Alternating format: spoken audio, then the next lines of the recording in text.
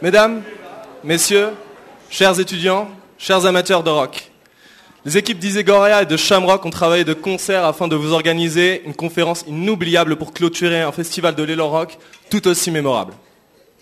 L'idée de la conf est née à la suite d'une question de mon ami Bruno M, lancée sur un ton à la fois naïf et légèrement facétieux alors que nous jouions au billard rue Mouffetard. Mais au fait, c'est quoi le rock français ? Répondre à cette question n'est pas chose aisée si l'on veut éviter les refrains habituels des puristes, sans pour autant tomber dans un chauvinisme soudainement réveillé par les moqueries faciles à l'égard de Johnny. Nous avions donc besoin d'un véritable expert en la matière, de franc-parler et d'érudition musicale, et qui mieux que vous, cher Philippe Manœuvre, pour se prêter à l'exercice. Attends.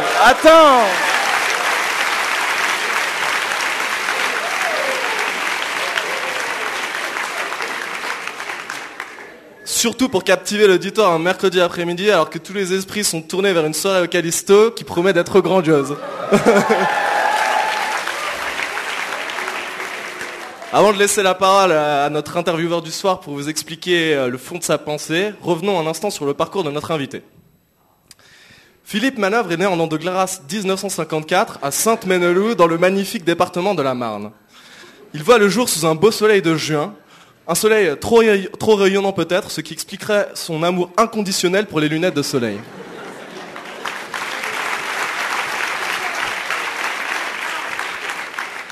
L'originalité de Philippe Manœuvre apparaît déjà en 1988 alors qu'il s'amuse à parodier les Beastie Boys avec Alain Chabat sous le nom de TV Boys.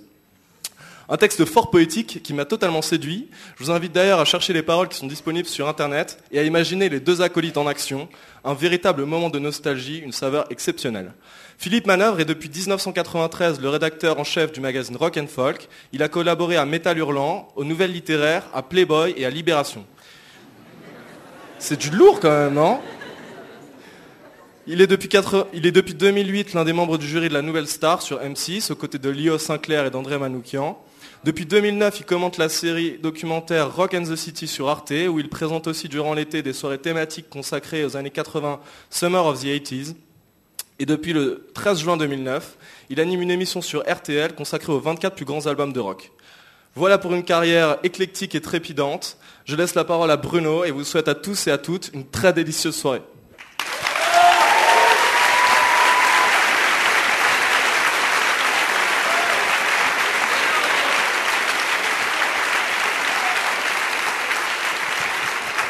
Alors bonjour, donc c'est un immense honneur de recevoir monsieur Philippe Manœuvre ce soir.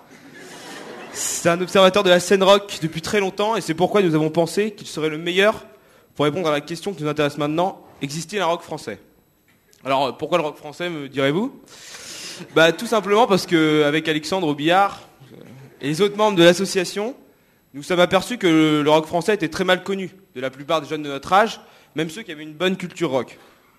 Pourtant, le rock français nous semble très riche, de Téléphone à Noir Désir, en passant par Magma ou les Berruyers Noirs, c'est un univers dense et varié qui comporte toutes les facettes de la puissance rock'n'roll. Ainsi, et ce sera notre première question, monsieur Manœuvre, pouvez-vous nous raconter l'histoire et l'évolution du rock français, de ceux qui assument la culture française et sa langue, à ceux qui en inventent d'autres, on a parlé d'Ange et de Magma, à ceux qui percent à l'étranger en chantant en anglais. Est-il possible au niveau du rock français de distinguer des courants aussi nets que ceux qui marquent le rock anglais par exemple ? Si un tel sujet vient à nos esprits, c'est aussi peut-être parce que les Français ne sont pas très indulgents avec leur scène rock. La culture du texte en France, et plus particulièrement de la poésie, ainsi que celle de la chanson populaire, nous aveugle peut-être quand il s'agit de rock. On peut ainsi se demander si Higelin, Bachung et Gainsbourg ne sont pas des chanteurs de rock. N'y a-t-il pas, en fait, un esprit rock qui nous échappe quand on parle de certains chanteurs français ? Enfin, monsieur Manœuvre, on a l'impression que dans bien des cas, la France inspire le rock. De la Révolution française à mai 68, de Rimbaud à Houellebecq, le rock international semble tourner vers les idées et la culture de notre pays. Pouvez-vous, et ce sera ma dernière question, nous parler de ce lien entre France et rock ? Pouvez-vous, monsieur Manœuvre ? Waouh.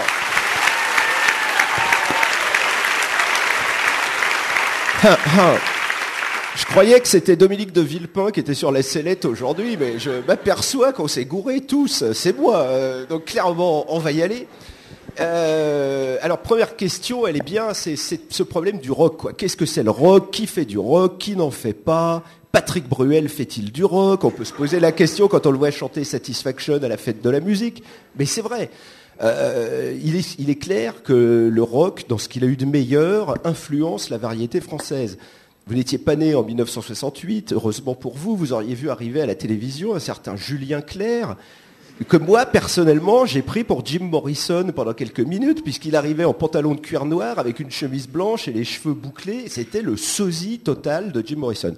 Alors il fallait savoir qui fait du rock, qui fait de la pop, qui fait de la variété, qui fait du rap. Et donc il y a un moyen très simple, quand vous voulez, et ça je vous donne la clé en fait, comme j'ai mis des années à trouver, si vous voulez savoir si le chanteur, par exemple Bashung, fait-il du rock, quel est le nom de son guitariste? Parce que quand on parle des Anglais, quand on parle d'un chanteur comme Robert Plant, Led Zeppelin, il y a tout de suite un guitariste. C'est Jimmy Page et Led Zeppelin, un groupe de rock, on en conviendra tous ici ce soir. Eh bien, c'est obligatoirement la rencontre d'une voix et d'une guitare. Il faut qu'il y ait une guitare. Et dans ce cas, Bashung a eu un certain nombre de guitaristes assez géniaux, assez prodigieux. Oli Guindon vient tout de suite à l'esprit. C'est des grands guitaristes et qui ont vraiment fait porter Bashung vers le rock. C'est pas seulement une question de fringues. Les fringues, tout le monde peut les mettre, tout le monde peut mettre un pantalon de cuir noir, des bottes pointues, mais après, c'est pas sûr. Donc il faut chercher le guitariste. Et ça nous permet, quand on voit Johnny Hallyday, on se rend bien compte qu'il y a eu pléthore de grands guitaristes avec Johnny Hallyday. Donc Johnny Hallyday serait bel et bien un rocker. Et oui, il faut l'admettre, en dépit de ses lunettes optiques 2000, quelque part.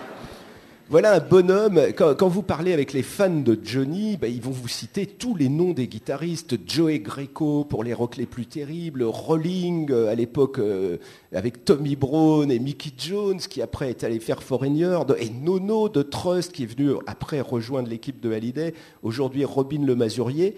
Donc dans le cas de Johnny, il y a toujours un guitariste, donc on se trouve face à un rocker.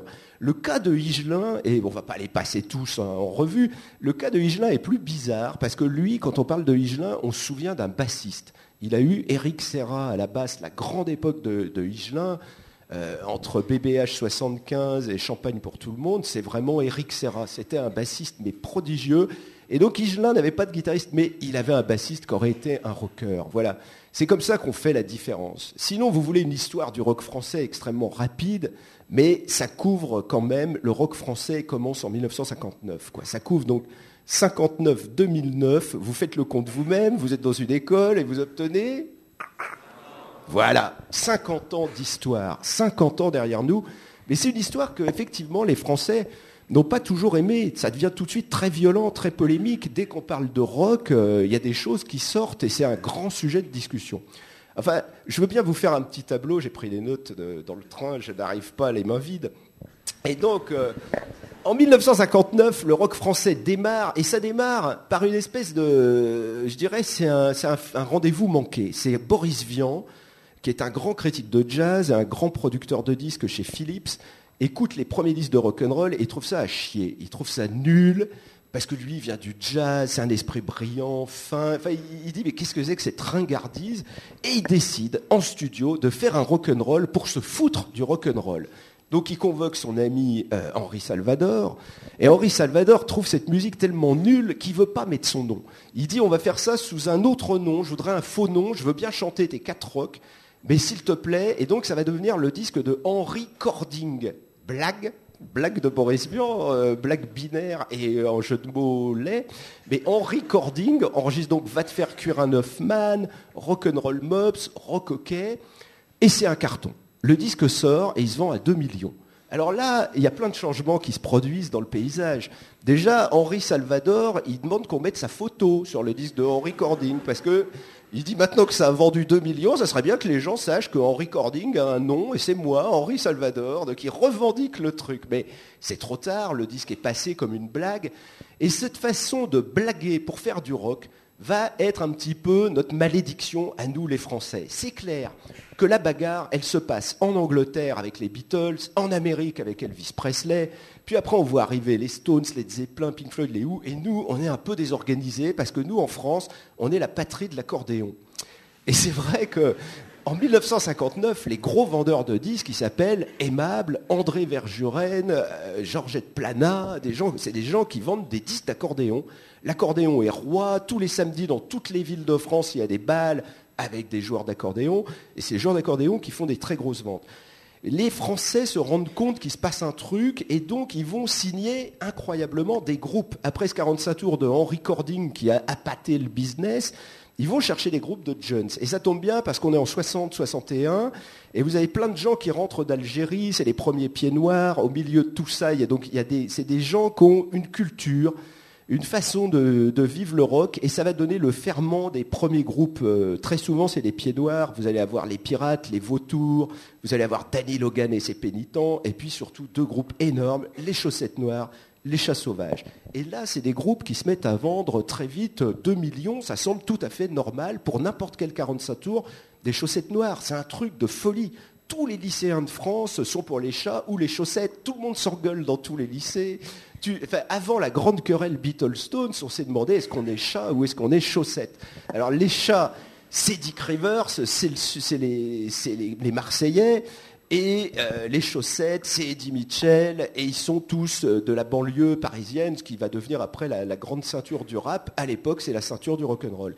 Et comme ces disques se vendent, on va signer des artistes, mais signer des artistes ne sert à rien s'il n'y a pas un moyen de diffusion. Et il y a le moyen de diffusion. Il y a une radio à l'époque qui s'appelle Europe numéro 1, qui fait confiance à un jeune entrepreneur qui s'appelle Daniel Philippaki. Et tous les jours, à 17h, Daniel Philippaki, au revoir messieurs, mais je peux passer très vite au Béru si vous voulez, dites-moi, mais... L'important dans toute cette histoire, c'est qu'il y a une communication via la radio. Tous les lycéens, tous les étudiants de votre âge, quand ils font leurs devoirs, écoutent « Salut les copains ». Et Daniel Philippaki, il est très démocrate, lui, il n'a pas du tout de problème avec tous ces jeunes nouveaux artistes. Il y a des gens qui les détestent. Il faut savoir que quand le premier disque de Johnny Hallyday arrive à Europe 1, le patron de la station le casse en direct en disant c'est un scandale, on n'a jamais entendu un truc aussi mal chanté, aussi mal joué, je peux vous garantir, chers auditeurs, qu'on ne réentendra pas de sitôt ce Johnny Hallyday sur nos ondes. Et il casse le disque en 61. C'est des trucs durs, mais ça a un ferment, c'est que si des blaireaux comme ça viennent casser les disques de Johnny Hallyday à la radio, il y a des jeunes que ça excite d'aller écouter ces disques de Johnny Hallyday qui énervent tant les blaireaux, et les jeunes aiment Johnny, et très vite, il va y avoir les yéyés, il va y avoir toute cette bande, mais il y a quand même une radio quotidienne qui passe les morceaux, ce qui n'existe plus du tout aujourd'hui. Si vous étiez producteur de disques, vous pouviez arriver, et le producteur de Dutronc, Jacques Wolfson, m'a dit, se souvenir être arrivé avec le premier 45 tours de Dutronc. Philippaki l'a écouté avant, il dit ouais c'est correct, on le passe ce soir. Et si les auditeurs téléphonaient en disant c'est génial, on adore, on veut le réentendre, le disque repassait le lendemain, et le surlendemain il repassait de plus en plus. Donc au début tout se passe très bien, dans un très bon climat. Et puis bien sûr le rock c'est comme tout, ça va attirer des convoitises, ça va attirer beaucoup de problèmes, il va y avoir des palais des sports cassés, et puis il va y avoir un ronron qui va s'installer, les groupes vont se disloquer petit à petit, ce qui avait semblé flamboyant en 1961, en 1967, soudain, ça semble un petit peu périmé, un petit peu vieillot, d'autant que les Américains baissent pas les bras et les Anglais nous envoient Sgt Pepper, les Rolling Stones, les Pretty Things, les Pink Floyd, on voit arriver des trucs incroyables en 1967, c'est vraiment l'année où arrive Jimi Hendrix, les Doors, et nous en France, on a Paul Naref. Et Paul Naref, mais Paul Naref, mine de rien, il fait un boulot rock, quoi. Lui, il est sur les marches du Sacré-Cœur, c'est un premier prix de conservatoire de piano. Alors il me l'a dit lui-même, emmener un piano sur les marches du Sacré-Cœur, c'était pas fastoche, donc il opte très vite pour une guitare 12 cordes, et il a un répertoire où il chante du Dylan, et il chante des trucs, quelques chansons à lui, dont une qui s'appelle « Je voudrais faire l'amour avec toi ». Et ce disque, mais quand il va être enregistré, c'est le film porno de Canal+. Je veux simplement faire l'amour avec toi, mais il y a des débats partout, il y a des gens demandent qu'on ferme la maison de disques qui a osé sortir ça. Il n'y a pas de CSA à l'époque, mais le gouvernement dit que ce disque ne doit pas passer avant 22h. Non, mais vous vous rendez compte, je veux simplement... Donc là, on voit un peu comment des gens rock, des gens comme Johnny, des gens comme Paul Naref ont foutu des coups de pied au cul à la société en disant « Mais réveillez-vous les mecs, vos gosses le font pendant ce temps-là. » Enfin, c'est même plus... Voilà, donc on voit un truc bien. À partir de 1969, on aura même carrément un groupe rock français pur et dur, un groupe de hard rock, un groupe stoogien qui s'appelle Les Variations, avec Joleb et Marc Tobali, c'est les Pieds Noirs. Et eux, c'est vraiment un groupe français qui va faire le ferment, quoi. Autour des variations, va se former. Ils font la première partie de Johnny Hallyday. Il y a le Johnny Circus qui tourne. Et les variations, c'est à la fois bien aimés et mal aimés, parce que c'est toujours ça la malédiction du rock français. C'est très très rare qu'un groupe soit aimé par tout le monde. Depuis les Beatles, on le sait, on se pose en s'opposant. Et donc les variations vont être les premiers à, comme si on peut se dire, vraiment se prendre des pains dans la gueule, morfler, avoir des très mauvaises critiques. Et à un moment, être obligé carrément d'aller émigrer en Amérique. Et en Amérique, ça se passe très bien.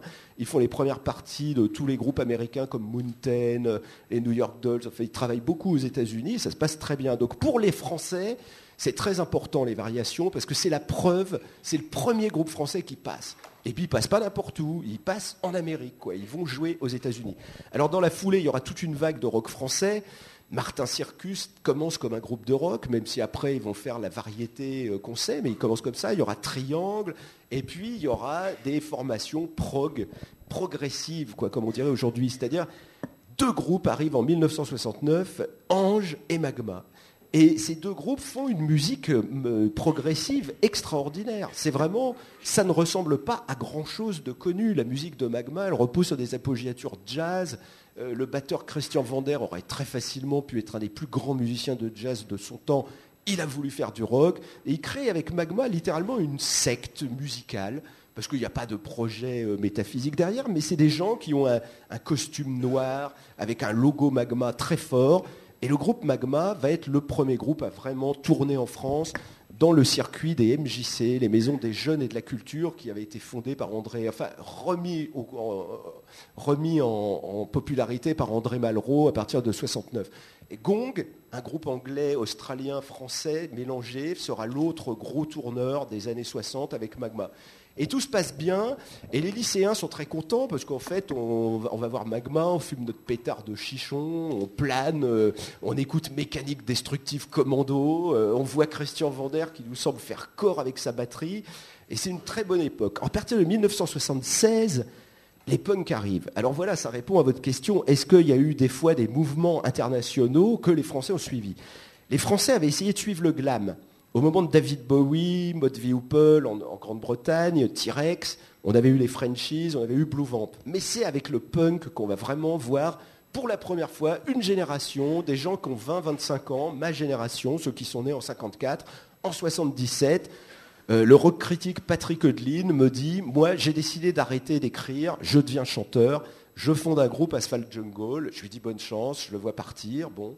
Et il y en a beaucoup d'autres qui vont faire des groupes. Il y a une vague autour de ce putain de mouvement punk. C'est-à-dire tout avait semblé s'embourgeoiser, devenir... Surtout, le rock, ça semblait des camions de matériel. Quand on voyait arriver la tournée Pink Floyd avec les 4 semi-remorques 32 tonnes, on n'avait jamais vu des choses comme ça. Donc, comment faire un groupe avec les semi-remorques, avec le matos, avec les Marshall ? Les punks, ils disent on peut très facilement. Il suffit de récupérer 4 vieux amplis et on y va, on fait le truc à l'énergie, à l'arrache. On voit arriver les Stinky Toys avec Elie et Jacquenot. On voit arriver Bijou. On voit arriver Star Shooter. Et donc, il y a un mouvement punk français. Pour la première fois, le New Musical Express m'appelle, moi, Philippe Manœuvre, simple pigiste à Rock et Folk, et le rédacteur-chef du New Musical Express me dit, est-ce que vous êtes sympathisant du mouvement, est-ce que vous pourriez nous faire un grand papier pour parler du punk français au punk anglais ? Je suis très impressionné, je fais de mon mieux.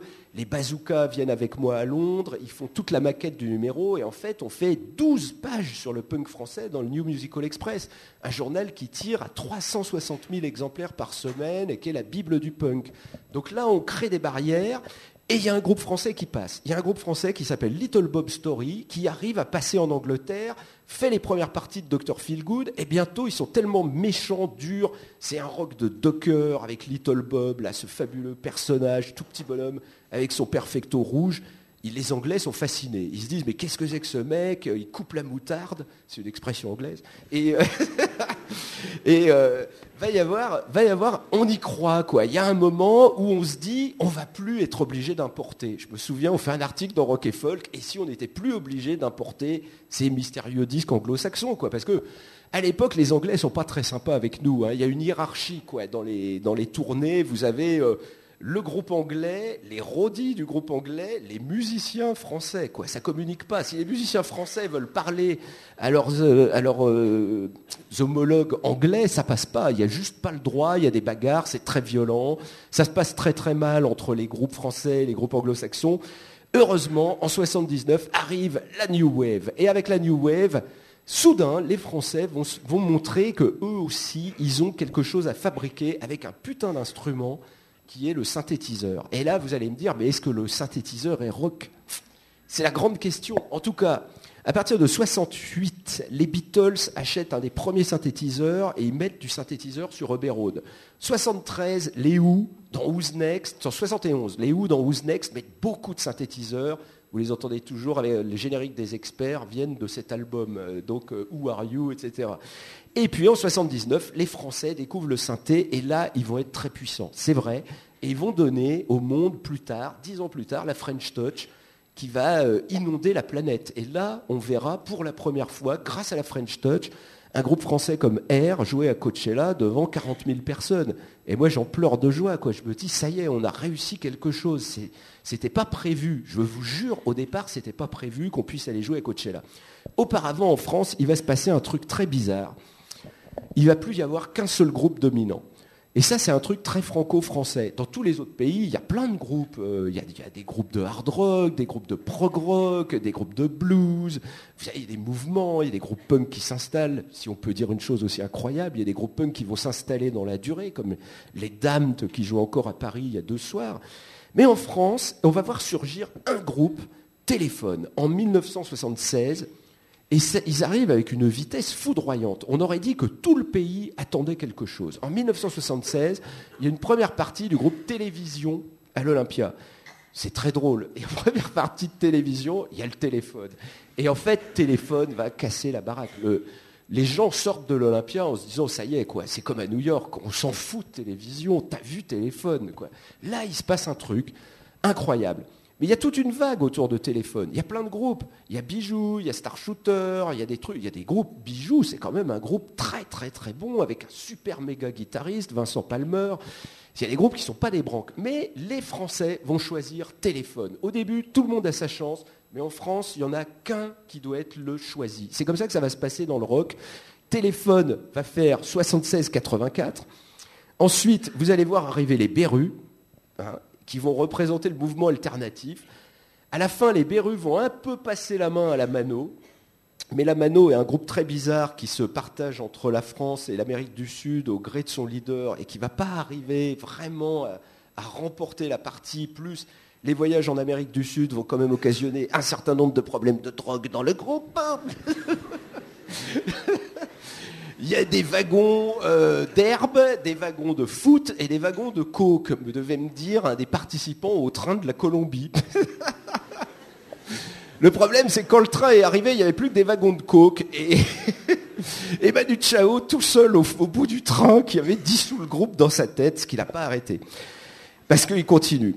Ensuite, vous allez avoir des effets, vous allez avoir des groupes qui vont surgir, vous allez avoir des groupes qui vont essayer de rivaliser. Trust vient tout de suite à l'esprit, et pas seulement parce qu'on l'a passé lors de mon arrivée, merci encore. Mais Trust, en 82, semble menacer Téléphone. Ils arrivent de la banlieue, ils arrivent même avant 82, ils arrivent en 79, et ils ont ce morceau invraisemblable, antisocial, dans lequel vraiment tout le monde, toute la jeunesse, tous les étudiants de l'époque vont se retrouver. Parce qu'antisocial, comment dire, c'est un mélange du punk des Sex Pistols avec le hard rock de AC/DC. Ça s'est fait dans la banlieue française. Bernie Bonvoisin a un guitariste qui s'appelle Nono, qui est un des meilleurs guitaristes qu'on ait vu en France. Et à eux deux, ils vont faire Trust. Et c'est incroyable, c'est un raz-de-marée. 2,5 millions de disques vendus. À partir de 2 millions, on commence à parler d'un phénomène social. 2,5 millions de antisocial. À un moment, en 81, quelqu'un m'a dit c'est la chanson qu'a foutu Giscard dehors. Mais je crois que c'est vrai en plus. Franchement, je me demande toujours quand je l'entends. Et puis vous avez Indochine qui arrive en 82. Indochine au début considéré comme nouvelle vague. Indochine avec les synthétiseurs. Et qui reste encore aujourd'hui, qui va sans doute être le premier groupe de rock français à jouer au Stade de France en juin 2010. Je ne sais pas si vous vous rendez compte du chemin qu'on parcourt et les rames énormes qu'on a sorties, parce que Le rock français, c'est jamais gagné. Bon, d'abord, les groupes ont une vie très courte. Les Beatles ont duré 7 ans, 62, 69. Et il y en a un seul qui a réussi à tenir, c'est les Stones. Tous les autres se sont arrêtés. 7 ans semble la limite. En 7 années, vous avez commencé un groupe, vous aviez 17 ans, c'est avec vos meilleurs copains de lycée. D'un seul coup, vous avez 26 ans, vous avez vendu 5 millions de disques. Vous avez peut-être plus envie d'être avec vos copains de lycée, quoi. Vous avez envie d'aller voir le vaste monde. Et c'est ce qui est arrivé aux Beatles. Rajoutez quelques gonzesses, un peu de drogue, et vous avez toutes les recettes de toutes les dissolutions de tous les groupes. Téléphone s'est dissous en 85. On n'arrête pas d'espérer une reformation. Ils sont toujours tous là vivants. Et c'est clair que si Téléphone annonçait qu'il se reforme, ça deviendrait l'événement le plus énorme de l'année. Mais pour l'instant, ce n'est pas encore fait. Ensuite, il s'est passé un truc très bizarre. On a vu arriver Noir Désir. Et alors là, Noir Désir arrive. C'est un groupe alterno. C'est un groupe bizarre. C'est un groupe qui commence par faire une chanson pop totalement invraisemblable au sombre héros de la mer, qui en vend 2 millions. Donc tout le monde est très content, très fier. Et eux, ils revendiquent pas cette chanson. Ils disent grosso modo, on s'est un peu gouré. C'est pas ça qu'on voulait faire. C'est pas exactement. On avait un truc plus sombre en nous. On n'a pas envie de faire des petits refrains. On n'a pas envie. Et ils vont avoir un acte rock assez incroyable qui va beaucoup marquer. Ils sont invités à Sacrée Soirée pour recevoir le disque d'or des sombres héros de la mer. Et la réponse de Quentin, c'est pour nous, c'est soirée ça craint, on n'ira pas. Mais le président de TF1 appelle le président de Barclay en disant c'est quoi cette histoire ? Je n'ai pas très bien compris. La plus grosse émission a décidé de braquer un projecteur sur vos crétins qui ne souhaitent pas venir. Et ils n'y sont jamais allés. Le président de Barclay a été viré. Ah non, mais ça a été des trucs. Et à partir de là, va se créer l'idée chez les rockers français que si Noirdez n'a pas été à la télé, peut-être qu'on peut réussir sans la télé, en dehors de la télé.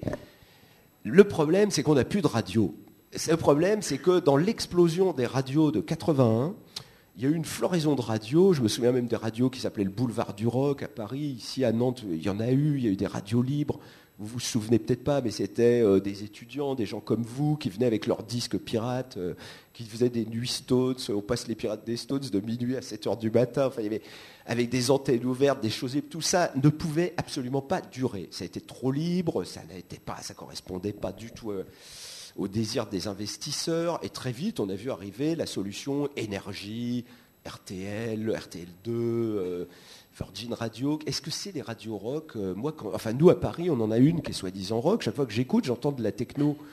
Donc je comprends pas, je comprends mal. Alors on me dit que c'est une radio rock dans l'esprit, qui pratique le coup de gueule et le débat instantané. Mais moi j'aimerais juste entendre Lynyrd Skynyrd ou Manu Chao sur cette radio, quoi. Vous voyez, c'est ça un peu le problème actuellement.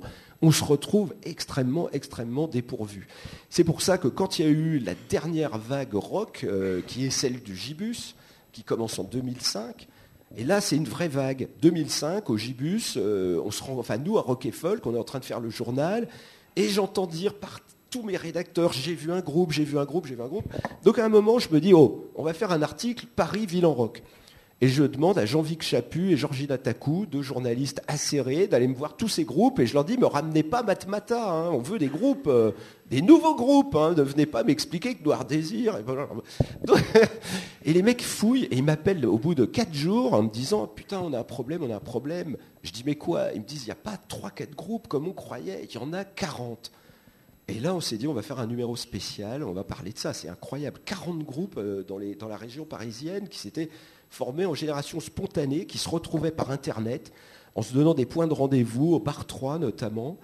On a été voir les concerts au Bar 3, c'était les Beatles à la caverne, quoi. C'était l'émeute, il y avait des gamins déchaînés, qui en sueur, 200 gamins dans une cave qui hurlaient, mais de bonheur, quoi. Et c'était sur scène, c'était clairement du rock, quoi. Il y avait vraiment... Après, on s'est dit, on va faire un festival pour les présenter au public, quoi. C'est incroyable. On fait un festival, donc je vais voir les gens du Gibus qui me disent, on t'aime bien, mais on attend 400 personnes. Il en vint 1200. Et là, c'est exactement comme avec Henry Cording. Là, on s'est dit, il faut faire quelque chose. Donc déjà, on s'est mis à faire des soirées au Gibus toutes les semaines, les Rock'n'Roll Friday, tous les vendredis soirs, 3 groupes, 5 €. Qui dit mieux ? Et puis, un jour, on a vu dans la salle qu'on avait 3 présidents de maisons de disques. Et oui, ces gars-là faisaient leur boulot. Il y avait monsieur De Burtel de Virgin, il y avait monsieur Ascoli de Source, il y avait monsieur Lombroso de Polydor. Ils étaient... Mettez-vous à la... Qu'est-ce que c'est que le métier du disque ? Depuis les Beatles, c'est un mec qui entend dire, il y a un club, que ce soit la Caverne ou le Gibus, il y a un club où il y a 400 lycéens en furie tous les vendredis. Donc l'étape suivante, le monsieur va voir, il constate et il signe un groupe. Exactement ce qui s'est passé avec les Nast, avec les Plasticines, avec les Second Sex, avec les Bébés Brunes. Et c'est les Bébés Brunes qui ont emporté le morceau, parce que là encore, comme toujours, comme en France à chaque fois, ça aurait été bien de garder 5 groupes et de les aimer et de leur faire un triomphe. Mais en fait, le public, vous, moi, tous les gens qu'on ne connaît pas, a décidé que c'était Bébés Brunes, parce qu'ils avaient des chansons qui passaient à la radio. Ils avaient trouvé une espèce de formule avec leur basse-guitare batterie et une chanson comme 10 mois passée à la radio. J'irai plus loin, je dirais que leur écriture, je sais qu'il y a eu beaucoup de choses de dites. 10 mois, moi quand je l'ai entendu la première fois cette chanson, on était au Gibus, les Bébés Brunes sont venus nous voir. Eux, ils étaient en train de répéter dans une cave, ils ont vu le numéro spécial de Rock & Folk, ils croyaient qu'ils étaient les derniers rockers au monde. Ils sont venus au Gibus, ils ont vu qu'il y avait plein de gens, ils nous demandent s'ils peuvent jouer. Ok, on se dit, bon, vous avez un bon look, tout le monde, ils ont des copains qui disent, ouais, c'est bien dans le style. On leur dit, venez la semaine prochaine, vous faites l'ouverture, vous jouez en premier. Et ils sont venus avec 80 gamines qui les suivaient déjà. Et ils ont cassé la baraque. Et mais vraiment, à l'époque, j'étais là avec Yarol de FFF, le guitariste de FFF, Yarol Poupeau, qui m'aidait à faire les soirées. Parce que moi, je gérais toute la technique, les gamins qui arrivent, gérer les instruments, les passages et répètes. Et Yarol faisait la technique musicale. C'est-à-dire que Yarol surveillait que les groupes soient accordés. C'est le très gros problème des groupes à guitare. Dès que la température dans une pièce change, les guitares se désaccordent. Donc Yarol vérifiait tout ça. On avait des groupes qui jouaient juste. Mais quand les Bébés Brunes sont sortis de scène, il est venu me voir et il m'a dit « Philippe, on vient de voir le nouveau téléphone. Car ce truc tout con, dis-moi, c'est « Oyer ». Personne n'avait jamais réussi à traduire « Oyer » en France et eux, ils viennent de trouver. Ils viennent de trouver un truc, dis-moi, c'est incroyable. Et c'est... Franchement, le disque n'était pas enregistré, ils n'avaient même pas un producteur à l'époque. Je rends hommage à un type comme Yarol Poupeau qui a eu l'excellence, la brillance de voir ce qui allait se passer parce que le public a suivi. Et le nouvel album des Bébés Brunes qui sort le mois prochain devrait normalement transformer l'essai et permettre à ce groupe d'installer une nouvelle domination rock sur la France, peut-être, parce que rien n'est sûr. On est toujours dans l'attente du retour de Noir Désir, qui doit tarauder beaucoup de gens. À mon avis, ça ne sera pas avant 2011, pour des raisons légales. Donc, oui. Non, mais c'est vrai, Bertrand Cantat n'a pas le droit de parler jusqu'en 2011. Il devait faire une peine de prison jusqu'en 2011. Il est sorti au bout de 4 ans, mais la famille de Marie Trintignant lui interdit de publier un livre, écrire une chanson, prendre la parole sur scène, dire quoi que ce soit qui pourrait rappeler l'incident. Donc c'est un peu jusqu'en 2011. Et le juge a marché. Ce qui veut dire qu'on n'a plus notre chanteur. Le chef du rock est immobilisé pour l'instant, car c'est Bertrand Cantat, le chef du rock. Si on prend les dernières ventes de Noir Désir, c'était 2,5 millions. Et après, ils ont même été gênés eux-mêmes par l'énormité des ventes. Ils avaient arrêté de communiquer. On n'a plus jamais su passer 2,6 millions sur le dernier album. J'ai jamais su après quels étaient les vrais chiffres, mais il se pourrait qu'ils soient passés au-delà de 3 millions. Donc voilà, si on fait le bilan de 50 ans de rock, qu'est-ce qu'on peut dire ? On a vendu beaucoup de disques, ça c'est clair. Est-ce que c'était toujours des disques de rock ? Vous en jugerez chez vous. Est-ce qu'il y a de la guitare ? Est-ce qu'il y a des putains de solos de guitare ? C'est ça la question. Ça refait du rock. Mais on a vendu des disques. Qu'est-ce qu'on a fait encore ? On a fait des chansons, on a créé un certain nombre de petits scandales, on a fait des fêtes, on a fait des festivals, on a fait de l'animation. Et moi, je connais un certain nombre de gens qui ne demandent qu'à continuer dans cette tradition. Voilà ce qu'on peut dire sur l'histoire du rock français. J'espère que j'ai répondu à vos questions. Est-ce que vous en avez à votre tour ? Écoutez, on va peut-être laisser la salle aussi prendre la parole. Donc, Ouais, car le rock, c'est la communication.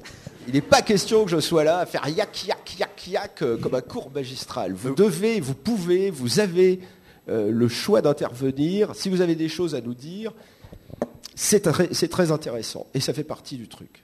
Je trouve que vous faites yak-yak avec brio. Oui, si tu veux peut-être prendre la parole. Bonjour. Bonjour. Moi, je voulais vous demander plus particulièrement si vous vous intéressez à la branche extrême du rock en France, qui touche plutôt le heavy metal. Avec, par exemple, je vais prendre un groupe qui s'appelle Gojira, et c'est un des premiers groupes français qui part aux États-Unis en tournée. Donc, quel est votre point de vue là-dessus ? Non, Gojira n'est pas le premier groupe à partir en tournée. Enfin, depuis les variations, ça a été les variations en 73, vous n'avez pas suivi, mais... Bon. Non, parce que, attendez, ce qu'il faut savoir, c'est que après, ça s'est quand même ouvert, après l'effort des variations, les anglo-saxons étaient très curieux de notre musique, et ils l'ont attendu, ils l'ont bien apprécié, et les DJ français ont été extrêmement populaires dans toute cette affaire bizarre de la French Touch. Pour revenir à ces groupes de métal, les groupes de métal comme Gojira ont construit des réseaux. Très vite, eux se sont aperçus, il y a des réseaux qui existent, et c'est effectivement les extrémistes, les punks, les métal, ils se sont construits, eux, se disant, puisqu'on n'arrive pas à tourner, parce que c'est ça le problème. Faire une tournée, mais pour aller jouer où, devant qui, comment voulez-vous que Gojira déclenche des fans, puisqu'il ne passe jamais à la radio et qu'il n'y a absolument aucune émission de télévision consacrée au rock où on pourrait voir des groupes comme eux. Donc c'est très difficile. Alors il faut rentrer dans des réseaux. Et vous avez des réseaux métal, des réseaux alternos, des réseaux punk, qui, une fois que vous êtes dans le réseau, vous pouvez tourner jusqu'à la fin de votre vie, quoi, parce que là, il suffit d'avoir une camionnette en état de marche, et c'est bien, c'est une bonne chose, c'est très bien de parler de ça, parce que c'est vrai, ces groupes de métal, ils ont inventé un réseau. Mais les groupes de rock, ils sont très vulnérables. Les groupes de rock ne sont pas du tout des gens de réseau, d'entreprise.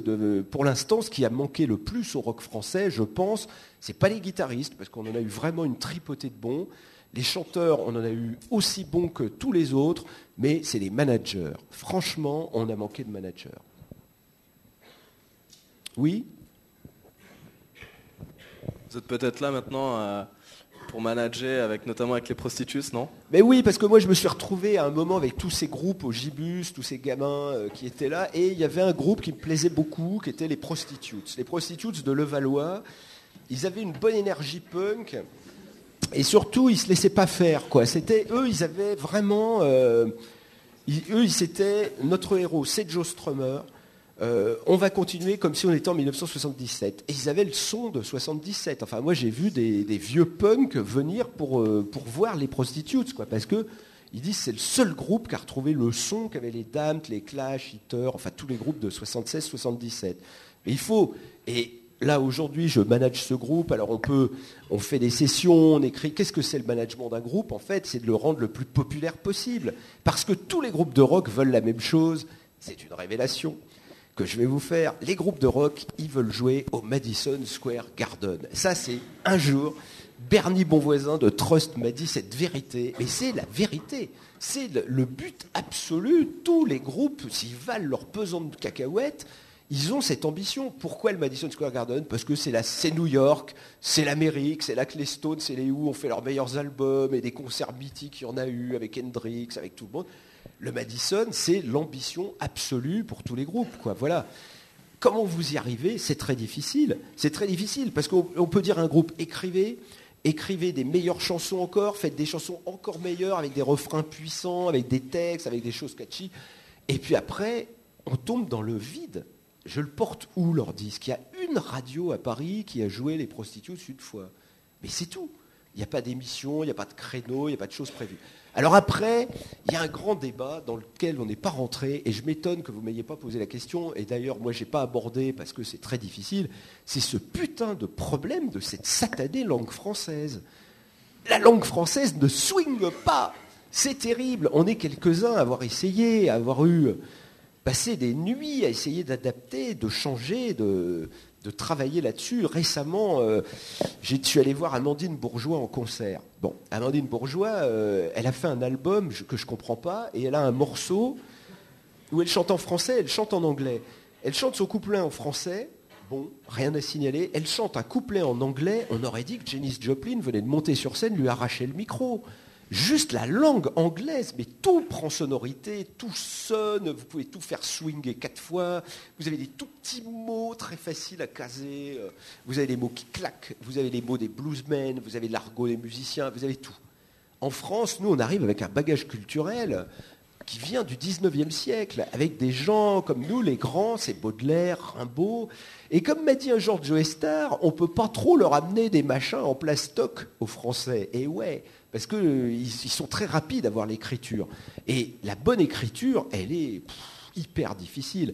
Vous avez des gens comme Paul Naref, qui a comme recours, il prend des paroliers, il les fait venir, il leur dit voilà, j'ai une chanson, voilà l'instrumental, j'ai fait ça, le texte en yaourt, et je voudrais qu'il y ait ces mots là et là, tel mot français que j'ai repéré, il faut me faire ça. Et après, il travaille avec un parolier, comme on ferait une espèce de chewing-gum, il se renvoie la balle. C'est ce que Bachung a fait toute sa vie, avec Jean Fauque, avec Boris Bergman.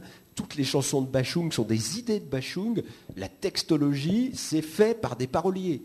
Mais alors, qui a écrit Gabi? Bachung disait, quand j'ai écrit Gabi, non, Gabi aurait été écrit par Boris Bergman. Ouais, mais Bachung était là, ils avaient tous les deux, ils travaillaient ensemble. Alors, ça pose un gros problème, et la langue française nous pose un super méga problème, parce que, un, elle ne swingue pas, deux, elle est très, très, très difficile à comprendre, et trois, personne ne la parle au monde. Alors c'est très difficile quand vous essayez de lancer un groupe. Il faudrait qu'ils chantent en français en France et en anglais à l'étranger. Ça marche juste pas comme ça, quoi. C'est très difficile. En plus, vous avez des chanteurs français comme Jean-Louis Aubert. Il est totalement incapable de chanter en anglais. Mais je l'ai vu quand ils ont fait l'album Dure Limite. À l'époque, Téléphone était un groupe colossal. Hein. Ça intéressait même les anglo-saxons. Ils faisaient la première partie des Stones à Auteuil. Ils avaient fait un concert gratuit, Place de la République, 400 000 personnes. Enfin bon, c'était le groupe. Et donc, ils ont travaillé avec Bob Ezrin, producteur de Pink Floyd et de Lou Reed. Je suis allé avec eux à Toronto, en studio. J'ai vu comment travaillaient les anglo-saxons, comment le producteur de Pink Floyd travaillait. Et il était formel. Il disait le groupe Téléphone pourrait surcartonner en Angleterre et en Amérique. Et ils ont donc fait venir Lou Reed, qui a traduit les textes de Jean-Louis Aubert et qui lui a redonné ses textes en anglais. Et Aubert n'a jamais réussi à les chanter. Non mais je vous jure, c'était à la limite, il y a une édition anglaise qui a circulé et ils l'ont arrêté en vinyle. Ils l'ont arrêté. Vous pouvez le trouver Dure Limite en anglais. Vous entendrez, vous comprendrez, c'est pas le même monde, c'est pas le même langage, c'est pas la même énergie. Je pense qu'un chanteur qui chante très bien en français comme Jean-Louis Aubert, qui a une connaissance fantastique de la syntaxe, des mots et tout, il n'y arrive pas. Il ne peut pas y arriver. Ça serait 1 sur 1 milliard. C'est pas possible. Donc, on a ce très grave problème, c'est que les gens ne comprennent rien à ce qu'on raconte. À partir du moment où on est rentré dans une musique de rêve planante avec des synthés, des atmosphères oniriques, la French Touch, les anglo-saxons se sont rués sur R, ils ont trouvé ça formidable. En plus, R est un groupe malin qui essaye de fabriquer des disques avec des mots comme des titres comme Sexy Boy. Sexy Boy, un titre tous les Français comprennent Sexy Boy, et les anglo-saxons, ça tombe bien, comprennent aussi. Donc, tout de suite, on s'est retrouvé numéro 4 sur MTV avec Sexy Boy de R. Et c'était une victoire colossale. Parce que c'était vraiment, là, on a brisé quelque chose. Et ils ont fait des tournées aux États-Unis. Je les ai vus à Los Angeles avec un orchestre philharmonique. Franchement, on a des raisons d'y croire. On a des raisons d'espérer. Les musiciens français ont vraiment des très bonnes choses à donner. Est-ce que aussi, plus que la langue, aussi les mots sont importants dans la langue, beaucoup plus importants en France qu'en Angleterre? Peut-être qu'un truc comme Love Me Do en français aurait peut-être moins marché. Love Me Do, vous prenez les Beatles en 62. Nous, qu'est-ce qu'on faisait en 62? Attendez, c'est pas du tout... vous ne pouvez pas comparer Love Me Do 62. Tout le monde dit toujours ça. Ah ouais, tu veux que je te traduise les chansons, les paroles de I Wanna Hold Your Hand ou de Love Me Do? Ouais, mais c'est les deux chansons qu'ils ont fait en 62. Et nous, à l'époque, en 62, qu'est-ce qu'on fabriquait, bordel, quoi? C'était pas terrible non plus. Quand vous écoutez les chansons de 67, For the Benefit of Mr. Kite, là, je dis, il y a une écriture incroyable, et qui est l'écriture des Beatles, qui va influencer tous les compositeurs contemporains. Hein. Et après, ça devient très difficile. Donc, franchement, il faut trouver des mots qui sonnent, il faut trouver des mots qui claquent, et il faut que ça fasse un message. Et ouais, parce qu'on est tous bien d'accord, c'est mieux de faire antisocial, de dire un truc qui veut dire fuck à la planète, Et voilà. Non, mais pourquoi? Parce qu'un groupe de rock qui arrive, il amène sa rage, il amène sa nouvelle rage, et il amène des nouveaux mots d'ordre, des nouveaux slogans. Et c'est ça qui est magnifique dans le rock, c'est ces groupes qui se présentent et le public dit bon, nous, ceux-là, ça va, ils parlent comme nous. C'est ce qui est arrivé avec des groupes comme La Souris Déglinguée, comme les Berus. Quand les Berus ils sont arrivés en faisant Petit Agité, il y a beaucoup de gens qui ont reçu le message en entendant ça. Eux aussi, on les traitait de petits agités. Et donc, ils se sont tous réunis ensemble avec les Berus, et ça a donné le rock des squats, quoi, avec cette espèce de fantastique délire qui s'est terminé à Rennes quand ils ont fait le concert de Reformation, où il y a eu 5 millions de demandes de tickets pour voir un groupe qui lui-même avait peur, quoi, tellement ça provoquait de réactions. Donc le rock français, c'est un truc... Vous voyez, vous êtes tous là aujourd'hui, on y tient, quoi, c'est viscéral. Moi, je suis en train de travailler sur le problème et je suis venu parce que j'ai trouvé ça incroyable. Je suis en train de réaliser un livre qui va reprendre tous les chefs-d'œuvre du rock français. Et franchement, on a trouvé... j'avais fait un livre sur les chefs-d'œuvre du rock anglo-saxon, les 100 disques incontournables. Le rock français, on en est déjà à 111. Donc, on écrit... Et tous les jours, il y a des nouvelles pistes, il y a des gens qui disent non mais attends, on ne peut pas abandonner Dachiel et Dayat qui avaient fait le sublime album Obsolète avec les mecs de Gong. Vous voyez, ça c'est le cœur profond de notre musique qu'on va révéler là. On va faire un livre de Johnny Hallyday à Bébé Brune, et entre tous ceux que vous connaissez, il y aura les autres.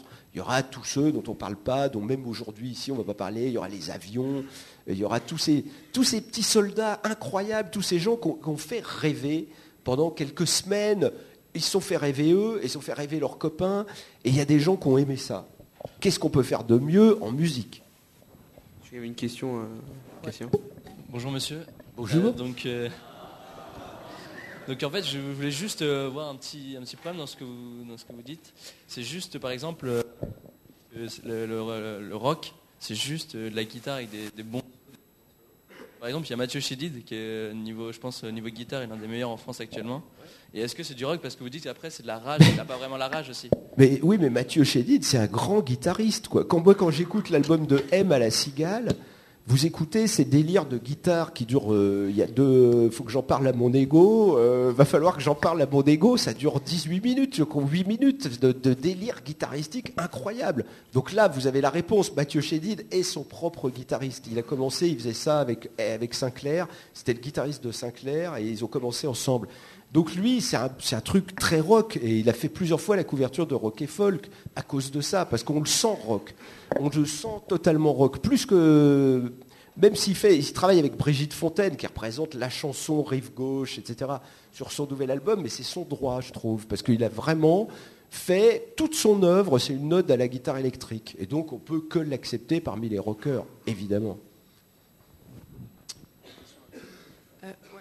Moi, je voulais revenir sur les groupes français qui chantent en anglais. Je voulais savoir aujourd'hui, c'est quoi la clé pour percer sur le marché anglais? Parce que quand on est un groupe qui est prêt à signer avec des labels français, mais qui dit voilà, mais on ne peut pas bosser sur le marché international, comment ça peut partir? Il y a le réseau, mais qu'est-ce qu'il y a d'autre? Ça peut se faire par la scène. Ça peut se faire par la scène. Les Second Sex se sont retrouvés à la BBC. On n'a pas compris pourquoi. Un jour, ils étaient allés en Angleterre.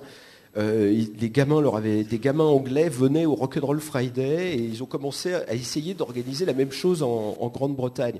Et donc il y a eu un train entier de groupes français qui ont été joués à Londres parce qu'il y avait une curiosité du public. Parce qu'il faut savoir aussi qu'on est dans une période très bizarre où les Anglais, depuis Oasis, ils ont envoyé Arctic Monkeys, et après ça s'est arrêté. Il n'y a plus de groupe anglais. Mais à une époque, vous aviez un groupe anglais toutes les semaines. Il y avait une floraison, tous les Anglais. Et les Anglais, apparemment, ont perdu Alors, est-ce que c'est l'envie? Est-ce que c'est le concept? Est-ce que ça leur paraît dépassé? Ou est-ce qu'ils ne savent plus, simplement? Ou est-ce qu'ils ont trop fait bien et que là, c'est retombé? En tout cas, ils n'y arrivent plus. Et ils sont très intéressés par les groupes français. Ils ont demandé au Second Sex, au Bébé. Enfin, il y a plein de groupes français qui ont été joués à Londres dans les clubs. Après ça, toujours le même problème. Comment est-ce qu'on va développer et amplifier, quoi? Ça, c'est le problème d'un manager qui se respecte. C'est ça. Ouais. Voilà. Parce que l'envie, elle est là. Les Anglais, ils ne savent plus le faire. Le besoin, il est là. Les plasticines, en ce moment, elles tournent aux États-Unis. Vous voyez, moi, j'ai envie de dire, bon, qu'est-ce qu'on a fait, encore une fois? On a vu arriver une vague de groupes Alors les NAS, ils sont dissous, les plasticines tournent aux États-Unis, les bébés brunes vont rester, quoi. Encore une fois, on avait 10 groupes, un seul va passer, c'est la malédiction des rockers. Voilà. Mais le truc, c'est pourquoi les labels français, les labels anglais bossent pas ensemble? Enfin, peut-être que ça existe déjà, j'en sais rien, mais... Ah, c'est très compliqué là. Ouais. Vous pouvez même pas imaginer. D'abord, il faut savoir un truc. Alors, c'est une école de gestion, de commerce. Alors, on va parler pognon, on va parler des choses affreuses, on va parler du fric, du cash. Non, mais il y a vraiment... les groupes de rock, c'est quelque chose de très coûteux à lancer. Si vous voulez, Amandine Bourgeois, ça va très vite. Hein. Elle fait un album, 10 chansons, puis on les envoie à la radio. Comme ça passe à la radio, vous avez 10 chansons, il y en a bien une qui va coller un jour à la vitre, comme on dit chez les camelots, et puis ça va s'inscrire dans le truc des gens qui vont après vouloir la voir sur scène. On monte une tournée, c'est parti. Les groupes de rock, c'est très difficile, parce que les groupes de rock, ils ont besoin de 3 albums pour arriver à se faire un public, à fédérer un public. Le public rock ne regarde pas la télé, n'écoute pas RTL. Quoi. Je suis désolé. De toute façon, pourquoi ils ne regardent pas la télé? Il y a 0 émission consacrée au rock. Donc pourquoi ils iraient regarder les émissions de variété? À la limite, ça ne les intéresse pas vraiment. Donc il y a toujours ce problème, quoi. Donc les groupes de rock, ils ne peuvent se lancer que par des tournées. Et les premières tournées, comme ils ne passent nulle part et que personne ne les connaît, elles vont être à perte. Donc vous voyez arriver, mais je prends un groupe comme Radiohead. Radiohead a fait 3 albums à perte avant que le 3e ne les fasse exploser mondialement. Vous vous souvenez de The Bends? Creep, le premier single, qui était un truc magnifique, qui était passé à la radio, qui avait du public. Et après, ils sont venus faire une tournée. C'était loin d'être plein, Radiohead. Hein. Il y avait 300 personnes. Je me souviens d'un de mes journalistes qui était venu en Bretagne avec eux pour The Bends. Donc, ils tournaient, il y avait un public intéressé, un noyau, comme on dit, vous voyez. Et puis, on ne sait pas pourquoi, au 3e album, le nom Radiohead, ah ben ça y est, tout le monde connaît. Voilà, d'un seul coup, dans votre classe, Radiohead, des gens qui n'auraient pas su, il y a 2 ans, là, soudain, ça devient important pour eux. Ils ont acheté OK Computer, Radiohead a fait la couve de Rock et Folk et des Un Rock la même semaine. Donc, tout le monde se dit, mais qu'est-ce qui se passe? Donc, vous voyez, mais il a fallu, et moi, vous savez, j'avais parlé avec Tom York au moment où sortait OK Computer, et j'étais tout félicitations, parce que je lui disais, c'est un album génial, vous allez tout, ça va cartonner, c'est vraiment le grand disque. Et il m'avait dit, Philippe, ça a intérêt à ce que ça cartonne, parce que sinon, on a des dettes jusqu'à la fin de nos jours. Mais ouais, parce que c'est des maisons de disques qui payent. C'est des majors qui disaient, bon, ok, Radiohead, ça ne marche toujours pas en France, Tour Support. Alors, un truc qui s'appelait le Tour Support, qu'ils ne font plus du tout aujourd'hui, mais les maisons de disques payaient les affiches. Ils payaient pour aider au logement. Enfin, les tournées les tournées des groupes de rock sont bâties sur des budgets terribles. Hein, au début, c'est pas les Stones, c'est pas les 5 étoiles. Hein, croyez-moi, mais l'envie est là. Et surtout, vous avez tous ces jeunes de 18, 20 ans qui veulent que tout le monde connaisse leur musique. C'est ça qui les réunit tous, je crois. Tous ceux avec qui j'ai travaillé, tous ceux que j'ai connus, tous ceux que j'ai vus, en fait, c'est ça. Ils ont tous une envie incroyable que les gens écoutent leur musique, l'apprécient.